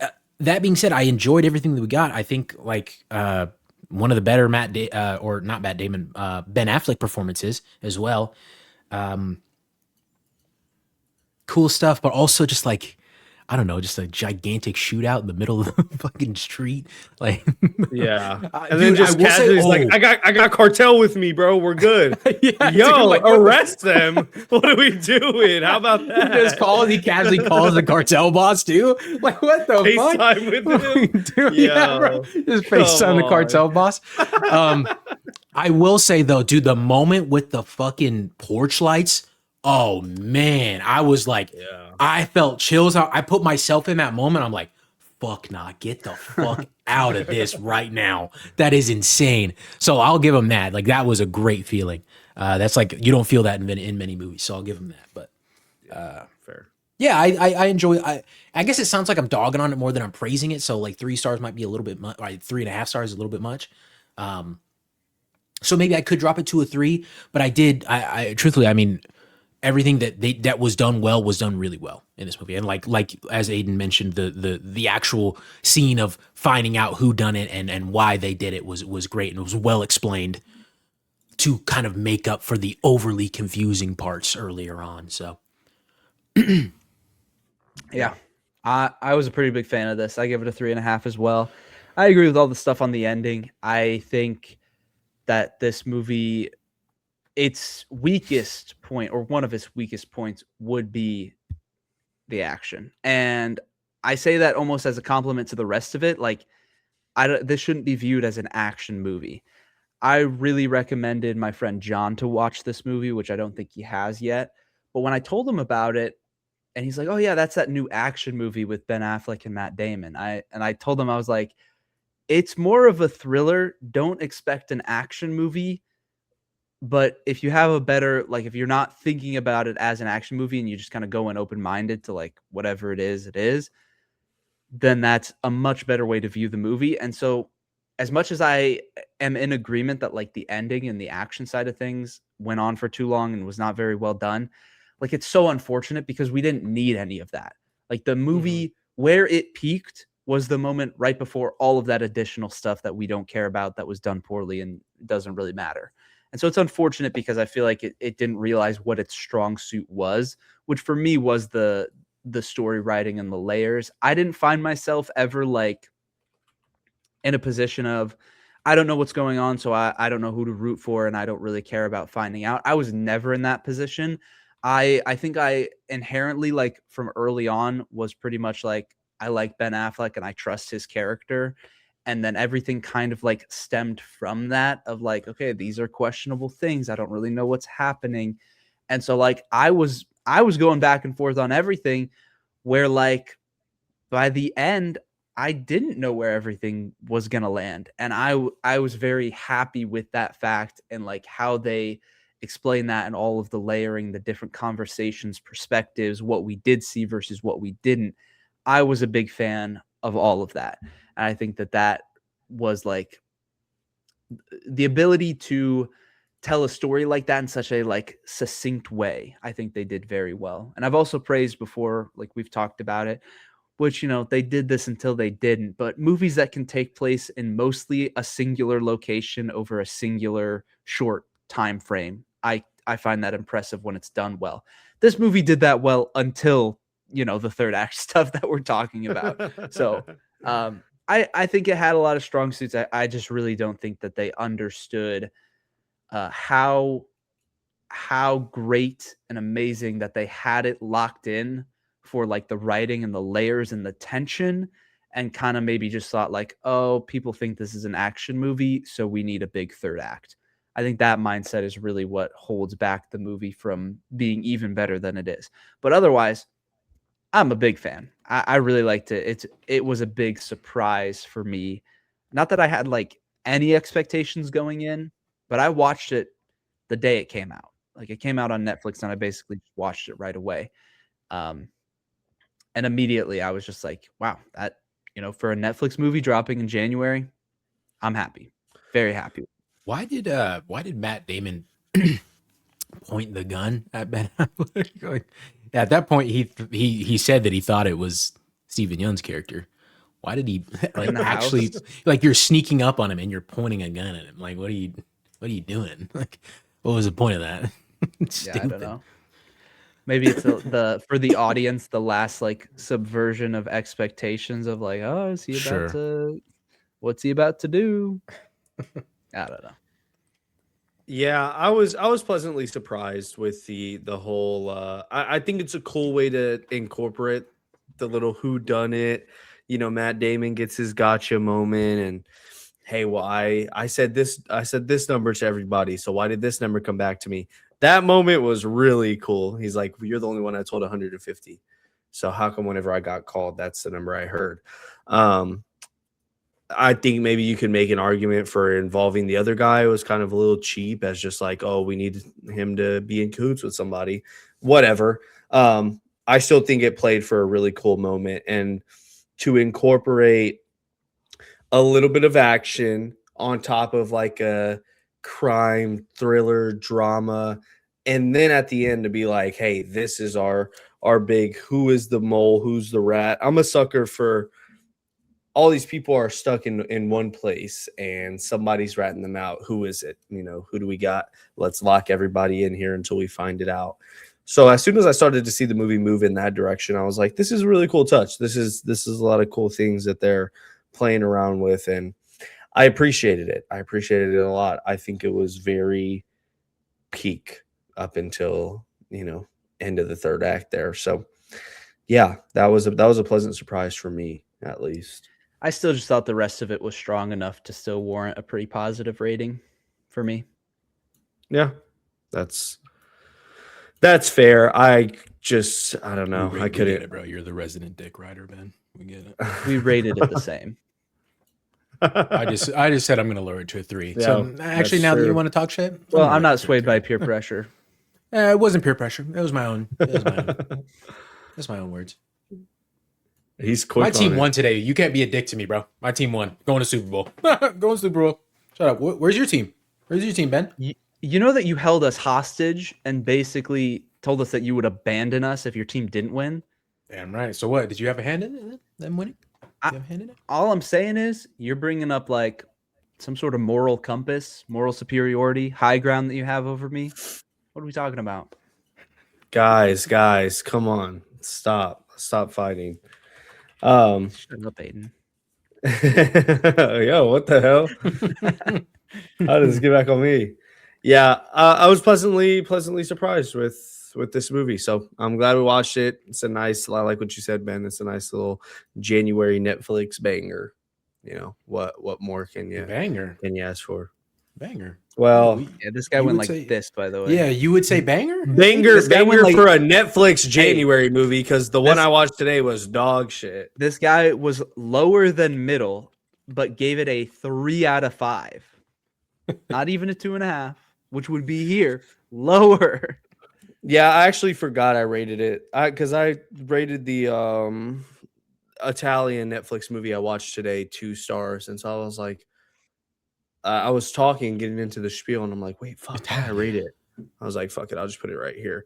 And honestly, I do kind of feel a little bit more right here than right here, because God, so it's on par with the Italian movie. What? So it's on par with the Italian movie? Oh, I thought you said, do you know it's on par? No, which is why it's a whole star higher. So, okay, yeah. You know, it's fine, man. I'm not a shill for weak action like somebody here sometimes. I've never shilled for weak action ever. F1. All right, into our next movie. That's rage bait. Yeah, I was gonna say successful rage bait. Into our next 2026 release that we all got to catch this week or this past week or whenever it might have been. It is 28 years later, Bone Temple, much anticipated sequel to the first movie that I know Charlie. I think me and Charlie were more on the same wavelength than me and Ben, but absolutely loved the first 28 years later that came out. You know, just wait, recently. what wavelength? I was at like a 4.5 out of 5. I think Charlie was also there, maybe at a 4 star. I gave it Where a are you 4. At? You gave it a 4? I gave it a 4, yeah. I really liked it. I could have sworn that we kind of had a conversation where you were like, it's fine, but it's not too crazy. No, like okay, well, I guess would have been 28 weeks ago, right? Because they did the little 28-week drop in between. Or 30 now. Anyways, okay, then we were all on the same wavelength for the first movie. Ben, I'm gonna try my hardest not to smack the shit out you this episode. Bone Temple review in 3, 2, 1. And this is why I'm gonna smack the shit out you. Yeah, this is one of the coolest fucking movies that I have ever seen. And I am fantastic. So mad. I am so mad at you when I accidentally got spoiled by your Letterboxd review. Oh my God! I saw red. Oh, you wrote words on it? You wrote words, Ben? No. I just saw the rating in my phone, not review. Oh, gotcha. I saw red, brother, because this is this will stay in my top 10 for a good chunk of the year. This is one of those bangers. How I felt about the first 28 years later, Times that by like 2.5, bro. I'm right there with it with this one. More gritty, more gnarly, more gory. You're just taking the extreme of the human element of these apocalypse, or the apocalypse, and then you're combating that with a doctor. Shit, I'm forgetting his name. Dr. Ralph Fiennes. You're combating it with that and his relationship with the Alpha. Oh my God, man! To have that all culminate at the end of the movie, I like the structure was perfect. The themes were beautiful. The way it just picks right up after the next one, as if this is just another story in this pocket, of the apocalypse, was absolutely beautiful. The fact that you have this at what, 2.5 is the dumbest shit I've ever seen. Go ahead and plead your case before I fucking fall asleep here. God damn. Holy man. fuck, dude. Yeah, you better have some fucking logical explanation here, man. I mean, I can keep it pretty simple. I can keep it very, very, very simple. Everything with Dr. Ian Kelson. There we go. Was phenomenal. I loved every aspect of that. I wish that was this whole movie, but it's not. It's half of this movie. And basically everything with the Jimmies, I hated, which makes sense because when we ended 28 years later, which I mostly loved, like that entire movie, like I said, 4 out of 5 stars. I told you, I'm not sure how I feel about this ending. I don't know how it's going to work tonally. I don't know how I feel about it. As amazing as Jack O'Connell is in this role, I did not, and I watched reviews of this just to hear people talk about this movie and hear why they think it's amazing. I do not understand how people are like tying what is happening with the Jimmies into this like grander focus of Spike as a character. I didn't find that connection interesting whatsoever. I don't think that they tied enough threads to it. It was more about Jack O'Connell's character and what the Jimmies were doing, not at all about Spike specifically. He was sidelined compared to Jack O'Connell's character. I do not think that they tied those threads together well enough whatsoever. So everything with the Jimmies, I didn't like. Everything else I love. That's why it's right down the middle. That's why it's a 5, is because half of it I love, why do they, the other half why do they need to be tied together? Why do they need to? No, I'm saying you're saying Jack O'Connell's tying to Spike? Yeah. No, I have heard people praise that the stuff that's happening with Jack O'Connell and the Jimmies is directly tied to the journey that we're watching Spike go on, and like we care about him as a character, and that's why we care about more of what's happening. I've heard people say that. Maybe you guys wouldn't say that, but I've heard that, and I disagree with that.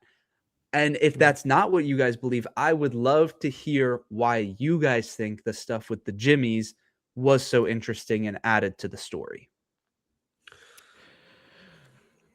Well, first, let me say my piece. I thought this movie was freaking fantastic. I gave it 4 stars, but I didn't put it on there because I didn't want to spoil my in case you guys, because you guys both follow me now. Thanks, Aiden. I didn't want to spoil for you guys what my thoughts were. I didn't even rank it on my. I put it in the list, but I didn't actually rank it for 2026. But it's going to be at the top. But to answer your question, I would argue that specifically this story more so is, I do think that 28 years later and the Bone Temple are one cohesive story. It is one, like, you can't just watch one without the other. I mean, you can probably just end off with 28 years later, the first one, and be fine with that, but you can't watch this one and understand fully the whole story. I think this is very much a part 1 and part 2 kind of situation. But with that being said, we sort of shift the focus of the characters in this second one. It's more so focus on Ian, Dr. Ian, of course, Dr. Kelson, and Jimmy, main Jimmy, Jack O'Connell's Jimmy. I would say Spike is like he is very still a prominent character. Like he gets his own scenes where he goes off and we follow him.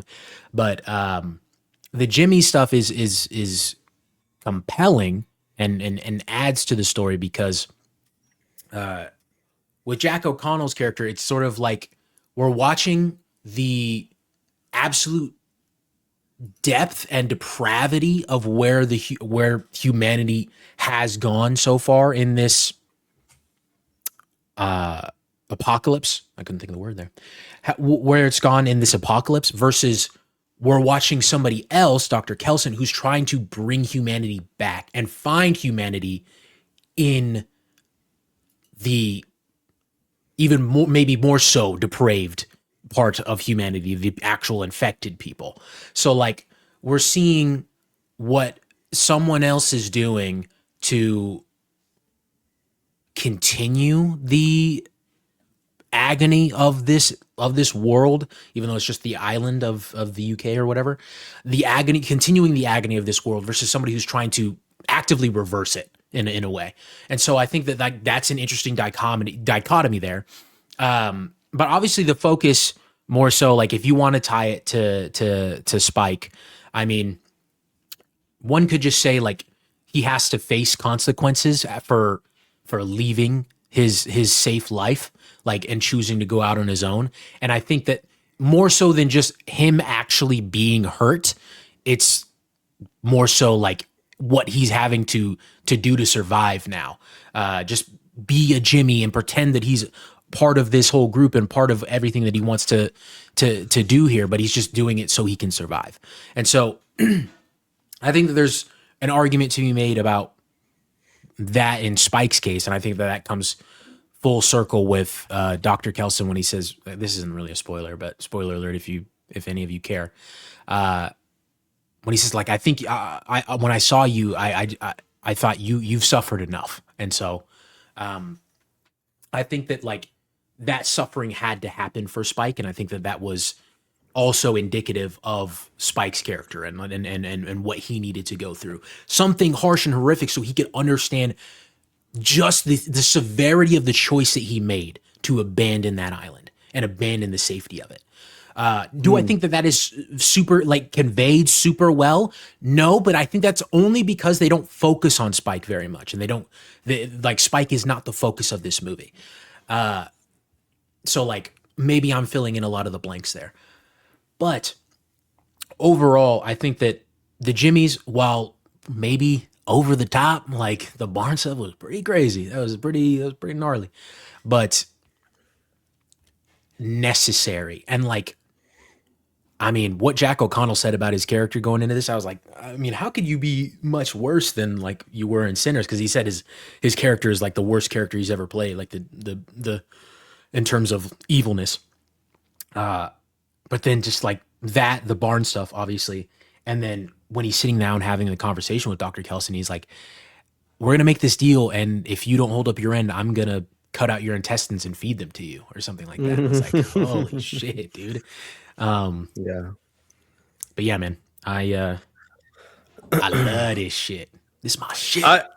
I also don't think like it inherently needs to, and I know this isn't what you were saying, Ben, but I also don't think it inherently needs to be tied to Spike himself. I think Spike is used as a story beat, as a plot device to kind of channel us into the next phase of these movies, which is Dr. Kelson and Jimmy and the dichotomy that Charlie talked about. But you don't get there without getting Spike to leave that island. Now, yeah, sure, Spike goes through all those consequences and sees how savage the world can be outside of zombies because he left, and he's seeing that and facing that throughout this movie.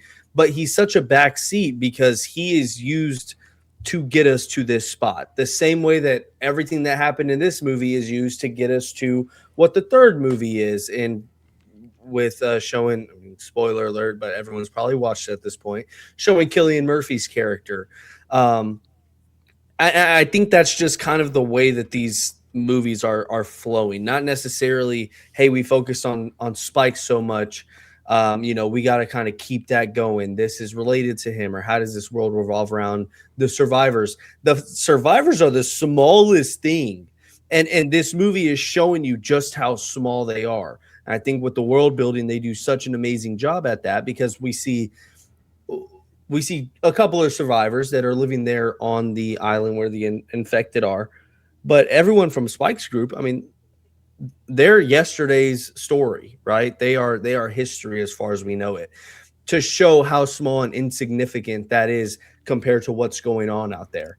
Now Spike escapes that, and we have him in the story because he got out of there. But I feel like that's really what he's used for, is to kind of help us be that first person point of view of how savage all this can be, but also this guy, Dr. Kelson, that he met, how he fits into this story as well. And I think that transition and, blending in from that movie to this one, because I don't think 28 Years Later is a bad movie at all. We are all at about an 8.5. So to go from that, funnel it into here and tell just as good, if not better, of a story, in my opinion, in Charlie's opinion, I think that is a spectacular thing to do. That's great world building. That's great writing, especially with the setting that we're given and just how much we can do with zombies and infected people. So I don't necessarily see an issue at all with who was involved. I don't see an issue at all with the Jimmies, and especially with the theme of these movies being, let's see how bad humans can get when, they want to play God because the world has allowed them to do so. I think showing that is really, really cool. And then obviously, as we've talked about, combating it with Dr. Kelson as well, just makes it that much sweeter. I think the reason why I brought up the connection to Spike is because I've heard people talk about it, one, but also two, I'm looking for the emotional reason for why I should care about everything that happens with the Jimmies. And I understand the idea of this dichotomy that we're seeing, kind of the best with Dr. Kelson, who wants to study the most dangerous, or what is perceived to be the most dangerous, versus the Jimmies, who are killing the most innocent, and the dichotomy of that. And I understand and agree with everything that's being said about that. But it always is, what does that dichotomy lead to as like a vehicle of storytelling? Where does that bring us to? And ultimately, all that this movie brings us to with Jack O'Connell is, he's a terrible character. Dr. Kelson was going along with him because Dr. Kelson didn't want to get killed, up until the point where there was a couple of off comments said by Jack O'Connell's character, where, he realized just how terrible all of his methods were and what his mission really was. And then seeing Spike is really what tipped it over the edge fully. And so for me, like, when I examine all of the crazy stuff, and yeah, I can see we're seeing both ends of the spectrum here, but it's a matter of, what does seeing that terrible, depraved side of the spectrum bring to the story or the characters that we care about? And I understand that it is used specifically then to when you bring in Dr. Kelson, but otherwise, how that affects Spike. And I know that we're going to get him in the next movie. He's going to be there, and I'm still going to watch the movie, and we'll see if they take it anywhere further. But for the most part, he's just kind of scared shitless the whole time, which like makes sense. But it's not like us seeing like the full extent of how far this group goes really changes that in any way. And I don't think that as a vehicle, I don't think we're really moving the needle in a significant way to where I really cared about why we were seeing the Jimmies and focusing on them for half of the movie. That's where I'm coming from. And I really did love everything else with Dr. Kelson and Samson. I thought he was one of the best parts of the first movie. I think he almost didn't have enough screen time in the first movie, considering he was, more towards the middle half and then towards the end of the movie. I think he's the best character of the entire franchise that we've seen. He's my favorite character out of all of the movies. And so for me, like, I just loved that stuff so much. And then to have these things come to a head, and the result is that both of those things are now gone. You have neither side, and you leave us with Spike, who, yes, was affected by both sides of these things, but we didn't, it wasn't a focus. I mean, none of us are going to deny that that wasn't really like a main part of this story. So when you're focusing on two separate sides of things, and really how it comes to a head should be what is affecting our main overall storyline. I don't feel like they tied that thread together. So I just feel like I liked the half of it that was really more of a direct continuation, because it was Dr. Kelson who, like, was my favorite character in the first movie. They never sold me. They just jumped right into it with the Jimmies. And I get that, like, we learn more about them as this movie goes on.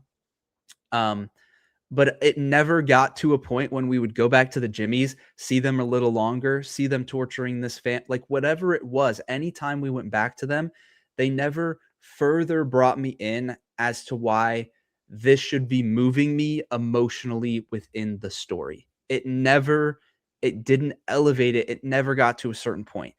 The only thing that I'll give it credit for in that regard was when, like, Jack O'Connell's character ultimately hit like a crazy crash out, when everything starts to come to a head, when he's looking for old Nick, when he's looking for Satan, and asking Dr. Kelson about that, and kind of like the idea of his worldview shattering, and that type of thing. That's like the only emotional point that you could get to. But then, like, it doesn't matter because of what happens right after that. Same stuff with Dr. Kelson. Like, so that's kind of where I'm at. I think this will end up being one of my hot takes of the year. I thought it was just okay. I didn't see what was so special about 50% of this movie. I mean, I think the emotional appeal is the Spike stuff, as we mentioned, with just specifically the Jimmies. Like, as I said, it's a part one and part two situation. Like, you already feel for Spike, and then when everything comes to a head, as you're saying, right after two of the Jimmies die and the family barn burns down, and then they're like, yeah, let's ask old Nick if we should kill Spike, if we should kill him. And, like, you're supposed to be, like, scared for Spike, and, like, the choices that he made to get here, is what I would say. But and then, as for everything coming to a head, I think that I would argue that there was a definitive, like, taking the stance of the good being better than the bad. So, like, Dr. Kelson effectively, I don't know if I guess it's muddy waters as to, like, if he fully changed the alpha back. It seems like he didn't regress more after being bit and infected multiple times while fighting the infect on that train. Spoiler alert. But he comes back and takes Dr. Kelson's body, thanks him for what he did, and Jimmy is crucified and seemingly torn apart by the alpha thereafter. So, like, Dr. Kelson trying to bring humanity back, and his good efforts, quote unquote, sort of came out on top. Like, whereas Jimmy had one of his crew members turn against him, most of his crew died, and everything kind of just fell apart for him in the end. Versus, like, for Dr. Kelson, sure, he died, but his legacy lived on, and everything that he tried to do is also living on. So, like, I would say that, like, everything coming to a head, like, that's the takeaway moment. And, like, I don't think it was nothing kind of happened. I think it was in my mind, it was very apparent as to what they were trying to say with that.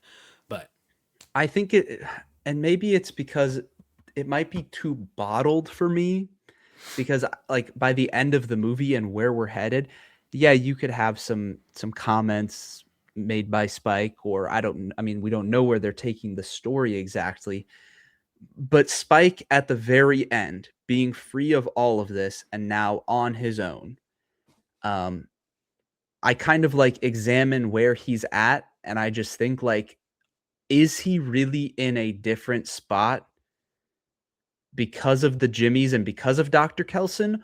Or would I feel the exact same about him as a character if the ending where we see him last off, if that was the exact point from the end of the first 28 years later? Like, he doesn't get captured by the Jimmies, and all of a sudden he's running away, and then, we're talking spoilers, whatever, and then he's closing in on Cillian Murphy's character. Like, to me, this whole journey I do not view him in any different spot than if we were at the end of this movie, at the end of the first movie.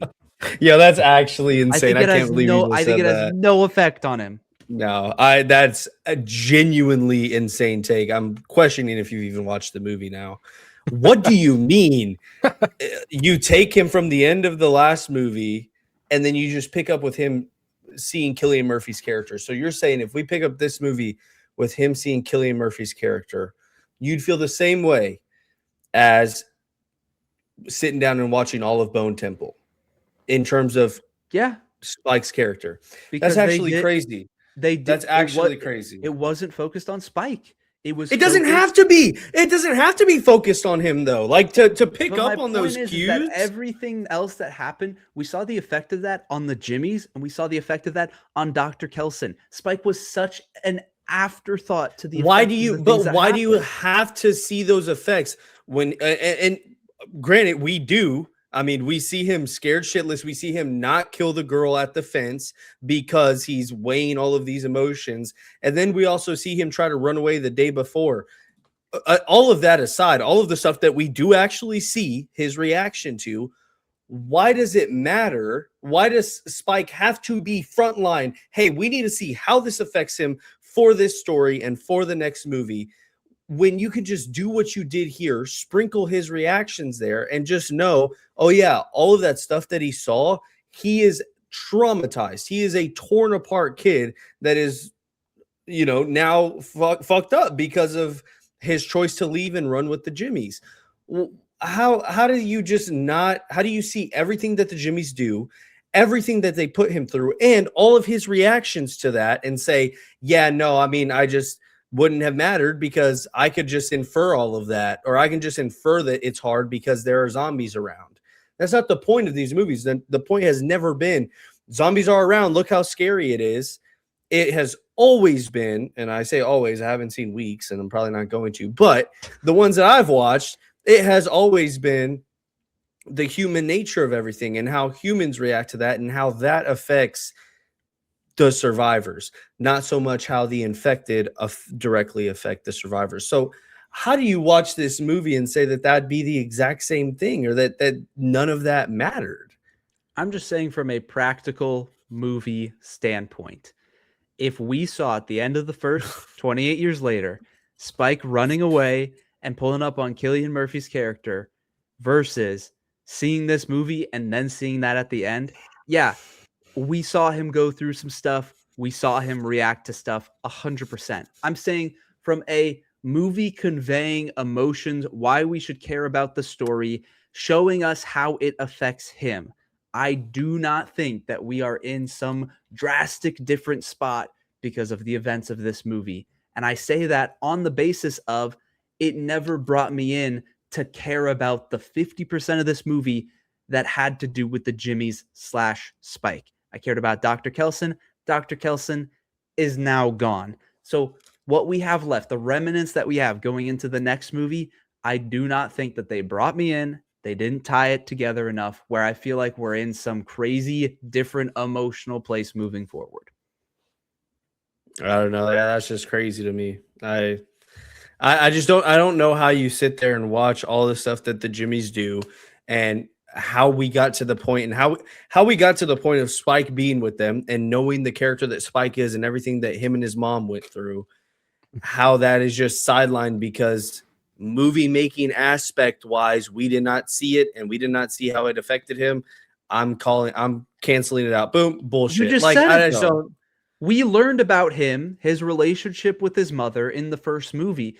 Now you're saying stuff is happening and we have to infer some of it about who he is because we already learned that.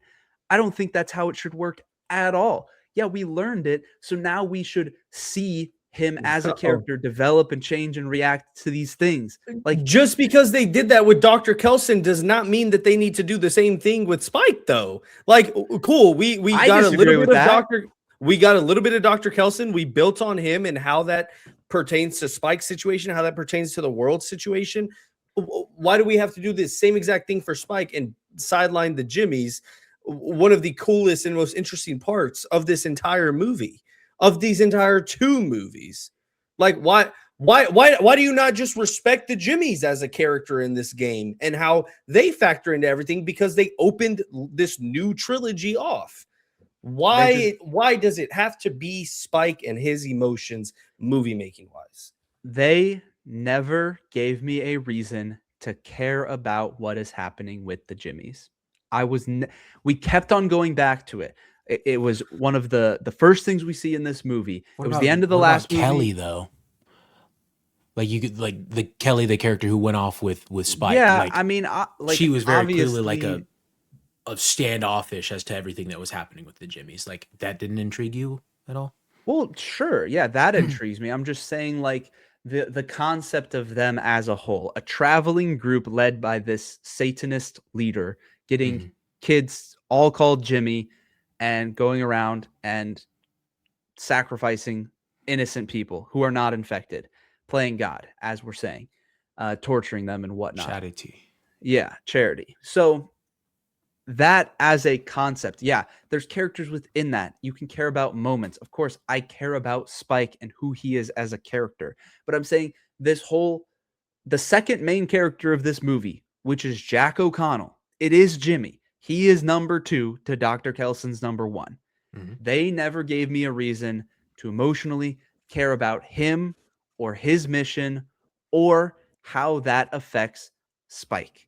I just didn't get there. We started the movie off early on with that, and it's almost like from that point we're just supposed, like, it almost feels like that introductory scene where it's the duel and Spike accidentally ends up killing this guy from hitting an artery.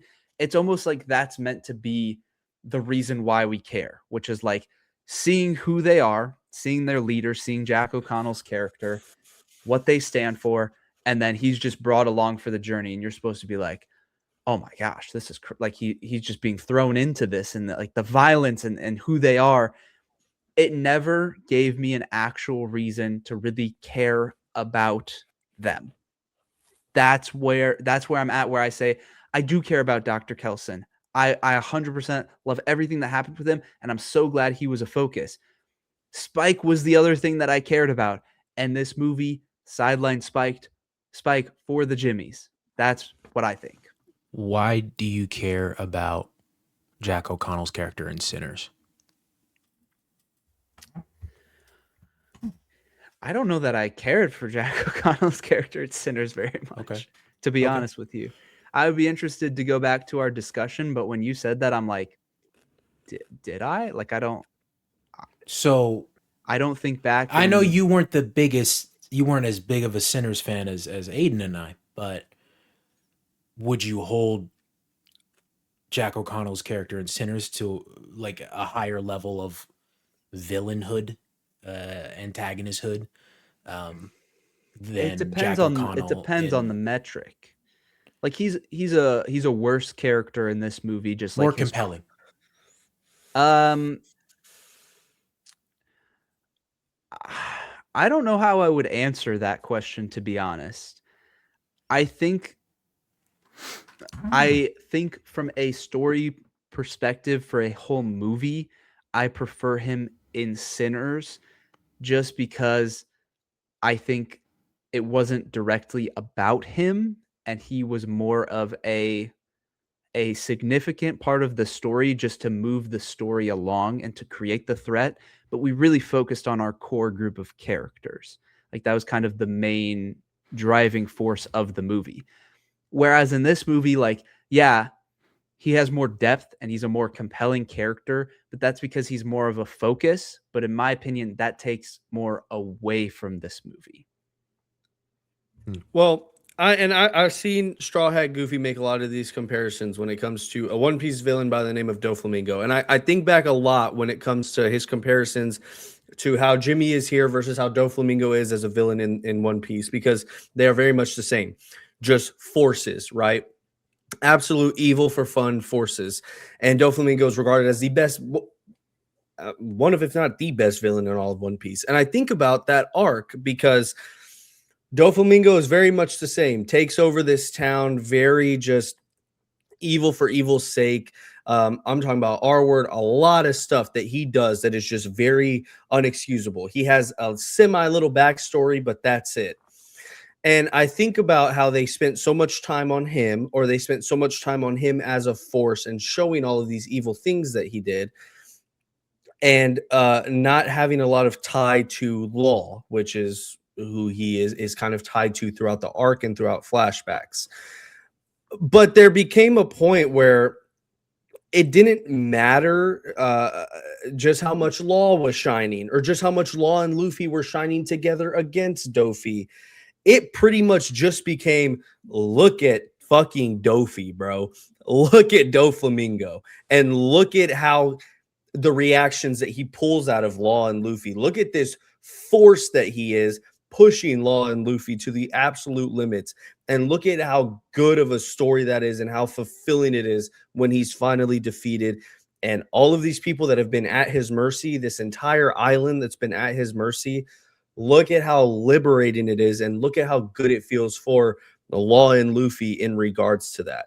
Now, I don't care about Doflamingo, and honestly, we got a little bit about how he affected Law, and like we had our flashbacks, right? And hell, there were even times where I was like, hey, I wish Law would have been part of a bigger fight against him, because it's Law's story. It's not Luffy's story. I had all of those arguments, but it will never take away from the fact that Doflamingo instilled an emotion in me that had me so captivated the entire arc, to where I'm like, if this arc was shorter, it's one of the best ones in all of One Piece. And I think that's how I feel about the Jimmies, and that's how I feel about the characters. I don't necessarily have to care about him. I know how he affected Law. I know how he affected Spike. I don't necessarily need to see more of that, because I've seen so much of them as a force, and how they affect our characters, and how they affect everyone around them.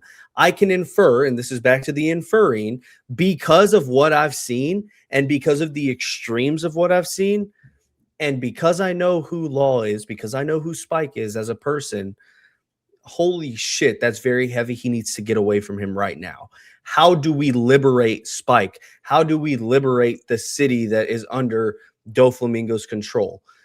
Anybody? Is there anybody out there? And then Dr. Kelson comes along, and we have that clash.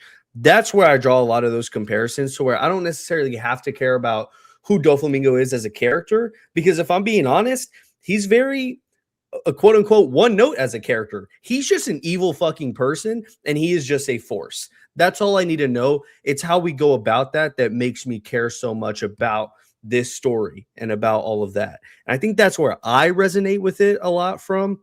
And especially as Straw Hat Goofy made all the comparisons to Doflamingo, he actually told Jack O'Connell, if they cast you in the One Piece live action, you need to play him. And Jack O'Connell was like, dude, yeah, it's let me get your number after this. I'd love to check him out. I'd be so down. But seeing him draw those comparisons really made me think. And I think that's how I would relate it to how I personally felt, and why I'm saying, why do we need Spike? Why do we need to care about the Jimmies? Why can't we just see them as this absolute force and this evil that has its hand on everybody that he comes across? But you said something which I 100% agree with. It's not that I need a reason to care about Jack O'Connell's character.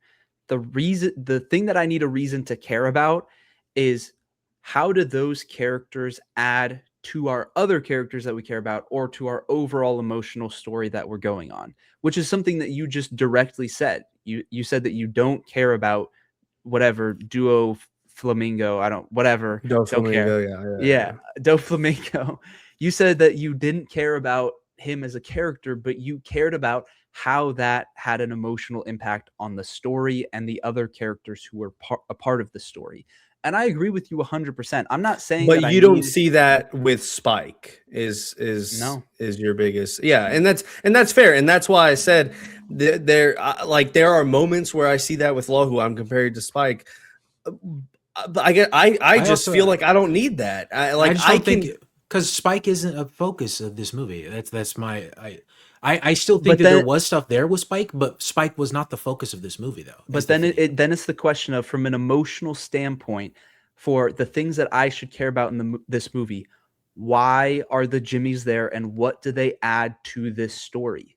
That's the bigger piece. Like I said, when it comes to Dr. Kelson, like the dichotomy, the dichotomy of Dr. Kelson, but also, I mean, the threat that they pose to Dr. Kelson and what he's trying to put forth into the world.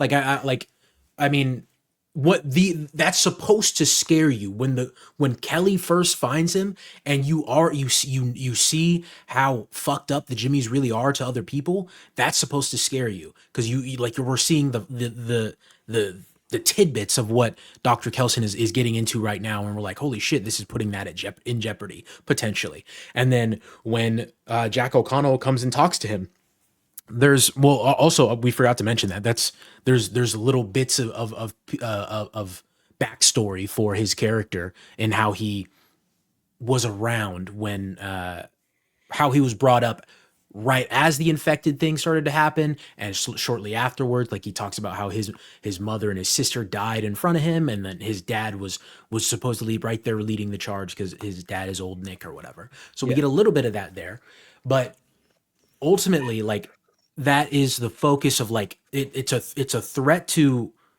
Dr. Kelson, and we see the progress he's making with Samson, and we desperately don't want that to come to a halt, because, like, and also another thing I want to say, very refreshing, that the idea there, like, I don't know how familiar you guys are with zombie stuff, but, like, zombie stuff, there's always we might be able to make a cure if we get to this place. If this guy's smart enough, he can make a cure. And then there's never a cure that can be made. I love that there actually is this time. A little, like, caveat to that, though, is, like, the fact that the rest of the world is fine, and, like, for some reason, no other part of the world has thought, hey, maybe let's just try some simple, like, antipsychotics, you know? Like, nobody's thought of that on the outside of the UK. But anyway, that's neither here nor there. That's some CinemaSins thing. But I love that they were different in that sense. Like, oh my gosh, the moment of, like, where he's sitting on the train, and then he's like, I don't have a ticket. Ah, man, I was like, damn, we're here, we're living this right now. It's crazy. But overall, I mean, yeah, like, that's what they're there for, is to add stakes as they come to the protagonist. Because I'd say that Kelson is a protagonist, and Jimmy is the antagonist. Is there a word for antagonist and then protagonist? Like deuteragonist or something like that? Duro. Oh shit, we've had this conversation before. Yeah, I think you have your protagonist, you have your antagonist, and then are you talking about Spike? What Spike is to all of that? Oh, maybe I am. Maybe that's the word that I'm thinking of. Duro, but I'd say that Jimmy antagonist. All right, buddy. Is he sidelined? Is that sidelined if he's not the main character? He's just not the main character for this one. How's that sidelining? But the problem is that when Durotagonist, Spike is a Durotagonist. I keep going back to it, that the things that I cared about were Kelson and Spike. Spike was in the half of the movie with the Jimmies, and I never got a reason to care about the rest of the stuff with the Jimmies. Like, I don't know. I just don't think that that's the point. I don't think that you needed to go into this being like, this is Spike's movie. I care about Dr. Kelson. I care about Spike. Like, I think it's more so just Spike is trapped. Spike is a prisoner, and you see how horrible these prison guards are. And then it culminates with him meeting Dr. Kelson and being liberated by Dr. Kelson. That is what you're supposed to care about. That is what the movie is structured to make you feel and give a shit about in terms of your 1 and 2 punch. If you're so hung up on Spike, I just don't think that that's ever. If you're so hung up on Spike, or if you're so hung up on why do I care about the Jimmy's involvement in all of this, and you can't get over that hump to see that, then you're a lost cause, man. Like, I don't know what to say. That's just I just think that's what the movie was aiming for. Sure. No, I mean I think it's just gonna be one of those. I don't feel like I have this very often where I'm like a significant margin off of the common opinion for this movie. I'm like 3 points off of what the common opinion for this movie is. And I don't know. I got to be honest. Like if I sit in that movie and I'm not feeling it and they're not bringing me in and tying it in a way where I care about it, it's just that's what it is. It's what happened. Just I being think real. you just like Spike too much, bro. Like what the fuck? Calm down, bro. Calm down, Nah, bro. I like Dr. Kelson too much. Holy shit. Golly, boy. Move on from Spiky Boy, man. Move on from Spiky Boy, bro. Spike's old news. Welcome. Saying Grow that, up. really. Spike got his movie, dog. Golly. Yeah. It's Jack O'Connell's turn, man. Holy. He's gonna say the same shit. Bro, they focus too much on Cillian Murphy, bro. Like I was here for Spike, bro. Yeah, no, it's not gonna be an issue then. It's not gonna be an issue then. Yo, this was banging, bro. The way that they interacted. Fucking Spike? I don't give a fuck about Spike. Cillian Murphy. Cillian Murphy's here, bro. Fucking bro, that was so fucking sick when he fucking just shot the zombie and fucking just ran up the fuck. Shut up, man. I rated 28 Years Later higher than 28 Days Later, so It's been a long time since I've seen 28 Days Later, so I think I gave 28 Days either 3.5 or 4. I can't remember. I don't know. We that is it for our wonderful episode. We do have a little draft, touch up we can just add up because we did get some scores for one of our glorious gentlemen here. And then next week, I kind of want to push some of the Doomsday stuff just because I feel like it'll all start ramping up towards as we get closer to Super Bowl. So we could touch on a little bit of that next week. But we got a big list update. Charleston, one of his picks for the year was the Knight of the Seven Kingdoms. Yes. Okay. You want to take us away? Yeah, I can't pull up the list. It's not wanting to load. I think I'm gonna have to I'm just gonna have to buckle down and actually like put it in a Photoshop file and make it all pretty and whatnot instead of using that website. Because half the time when I save it and try to upload it, it just doesn't load. So, but yes, I put a Knight of the Seven Kingdoms as my 4th pick, and it has released. It actually, the second episode just dropped tonight. I'm probably gonna watch that when we're done here. But as of right now, it is sitting at a 95% critic score, which is the highest of a first season Game of Thrones show, first season of one of these Game of Thrones shows, critic score wise, and then a measly 69% audience score right now. But fear not, fellow viewers, fellow watchers, fellow chatters, I very much think that this audience score is going to go up as the show continues. Just because there's only 2 episodes out right now, and the first episode was very, very slow. Hardly anything happened, but it was very character building and whatnot. I don't know what the second episode holds, but judging by the fact that the audience score, I don't know if the audience score went down today or if it went down beforehand, whatever, because it was at 77 or something like that. Yeah, after it went down a while ago. Oh, okay. So could go up in these next couple of days if this second episode is good. I have no idea if it is or not yet. But with that 95% and 69%, because we are doing scoring a little bit differently this year, instead of just a 95% equaling 2 or 3 points, whatever the hell we had it last year. 95% is 95 points. And so it's 69% is 69 points. And so added together, that is 164 points on the board for me. Imagine that I have it up on the board on the screen for you audio or for you YouTube watchers. Imagine it's on the screen and I'm updating the numbers. But alas, I will not have that up yet right now. But yes, I am currently in the lead, baby. What can I say, man? Currently in the lead. I always had faith in myself, and I know you guys were looking out for me too. So looks like another winner year in the books for me on the way. So 164 points. These guys are sitting with fucking donuts right now. Fat old fucking nothings. Holy shit. 164 is an 82 average. That's pretty. Yeah. As I said, man, the audience score is going to go up, buddy. The audience score is going to go Aiden, I up. plan on having a higher batting average than that. I'm just going to say that. I mean, I already know I'm going to have at least 3 on there better than that. So, Yeah. you know, if those 3 can compete with whatever this is in Spider Noir, What's your guys' first project? I'll be fine. Spider Noir. First projects. Yours is going to be Invincible, Ben, I think. Invincible, Project Hail Mary come out around the same time. Project. Okay.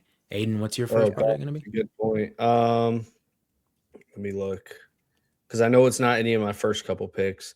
It'll be Beef and the Drama, I think, will actually both come out about around the same time. Isn't Beef April? Beef is April. And so is the Drama. Really? I thought Drama was February. You drafted it for your winter. Oh, is it? No, there's no way it's February. I thought it was April. Wait, why were we able to draft it then? April 3rd. It's April 3rd because January it goes through all the way to January through April. But okay, wait, we can. That's draft why you got the Michael next season a month early. That's why. Okay, because I was like, I know we can draft again in April, so that's why I was confused. Yeah, because we could have been drafting in December. Yeah. So the Drama will come out April 3rd. Beef season 2 release date. I'm looking right now. Comes out on April 16th. So Beef season 2 and the Drama will come out around the same time, which Beef season 2 is looking like an all-time banger, bro. Oh my goodness. Those stills that they dropped. Charlie can't even front like he wasn't in my DMs being like, oh my God, bro, that's just crazy, bro. I'm like, yeah, bro, I know. Parasite legend, Korean filmmaking legend Song Kang-ho is in Beef season 2. I was like, oh my God, dude, we are so up. I had no idea that he was even in the movie. I guess they're playing the country club owners. So yeah, dude, have your fucking fun. Your HBO Game of Thrones squeezing until the last fucking drop comes out. We'll see how that goes for you, like it did for the other 2 shows. Have fun with that. Great job. Proud of you. A round of applause. Okay. I'll just sit back and wait until some of these bangers start rolling through. Hey, buddy, remember how you tend to say things that age badly. Remember earlier today, the Seahawks were going to lose. Remember that? And you remember last year when we thought Ben was going to win, and look who came on top. Oh, what'd you say? Huh? What'd you say? We? Oh, okay. Hey, but you're included in that, buddy. So guess what? All right, that trend, it's gonna fucking continue. Okay, and I'm gonna waltz my fucking merry way. What is it? This is the fucking you have dub. 2 of your picks on your list. One is Spider Noir, which all I have to say is Spider Noir. I don't even have to pick it apart. The other one has Travis fucking Scott acting in it. Bro, get out of here. Yeah, like that's gonna score. Bro, that was enough to look. This boy was glazing the Odyssey fucking 2 weeks ago. Let's not forget that. Okay, this boy was glazing that movie. Now he sees Travis Scott is in it, and then I thought more about it, and I was like, I don't know, man. I mean, they don't play real nice with those Christopher Nolan movies. And then he dropped Travis Scott, and I was like, all right, bro, yeah, he's not even taking this goddamn movie serious. Why should we, bro? Like, what do we? I don't know. Yeah. Why would Good luck, bro. Travis Scott? That is actually so insane. What do you mean? We just had Tyler the Creator and Marty Supreme. That's true. That's a good point. Yeah. It's a good point. It's a valid point. Just saying. Very valid. Definitely. But yeah. You guys are talking all this trash, but guess what, buddy? I'm still in the lead right now. Y'all want a fucking dog on me? I'm in the lead. Like y'all are sitting with donuts right now, bro. You couldn't catch me dead having a project on my list that I'm cheering for that has a fucking 6 as the first digit. All right, congrats, buddy. Oh yeah, great accomplishment. There will be nothing on my list There will be nothing on my list that has a 6 in front of it. Okay, I'll I give can't you wait for. $10 I actually for can't that. wait for Beef Season 2 to be bad. Low key, that's what I want. I want you to know. Oh, yeah. I'm excited for it. Tell me I confidently right now that you think it's going to be shit. I have a feeling it's no, not. It's not going to score you well. feel confident. I do. I feel confident it's not going to score well. I feel confident it's not going to score well. All right. Just being honest with you, bro. Just being honest with you, bro. You're grasping at straws. You're like, damn, what can I pick? And then you got legend. You got the legend of fucking Aang, bro. Shut up, season man. 2's there. Beef season 2's there. And bro, I want you to know you also see how good X-Men 97 season 2 is probably gonna get review bombed because everybody fucking hates the writer guy. Everybody fucking hates that guy. I hope that shit gets review bombed. I hope your critic score is in the fucking shitter for that fucking season. Dream. They don't care, bro. Superman didn't even get review bombed. Do you think they're gonna give a fuck about X-Men 97? Okay. Yeah, great point, buddy. Great fucking point. No, show your face to the camera. Let's see that look on your face. Okay. All right. It's Marvel, bro. It's a whole different beast, bro. Nobody cares about DC. That's why they didn't review bomb that shit. Nobody gives a fuck about them. It's all about Marvel, bro. Come on, man. Right. What if would you guys, if I wanted to pick up the boys season 5, would you guys fight me on it? Bid on it. Go ahead. Yeah, go ahead. Bid in. Oh no, hey, bro. Don't bid on it. Don't bid on it. Could be a sleeper. Don't tempt me. Could be a sleeper, bro. That's 10 all I'm tickets. saying. My 7th pick. Daredevil. Pull a Ben. Nah, I ain't that stupid. Pretty sure Daredevil got me more than 164 points. No, it didn't. Wasn't it fucking 80, 70? Let's see. I'm about to find out right now. You're about to look. Daredevil, Born Again. 87 plus 78. Yeah, bro. 87. Yeah, fuck off. Do you know what 87 plus 78? Is that 165? 1 point higher? Yeah, that's 165. Oh, that's 1 point higher. Golly. Wow. Wow, Charlie, how you feeling? Hey, bro, as I keep saying, that audience score is going up, bro. Audience score is going up, man. All right, with that, we will see you next week. Probably due for another chill episode where we'll get into a lot more news and whatnot, but wanted to keep this one short, just talk really for most of it. So thank you for watching. Please leave a comment, like, sub, all that fun stuff. Let us know if you agree with any of our takes or if you don't. And if you don't, then let us know why. If you do, let us know why. Leave something for Charlie to say next week. Something like "Go Patriots, go," or "Patriots running it back for the 7th time this decade or this century." And with that, we will see you in the next one. Peace. Adios. Sayonara.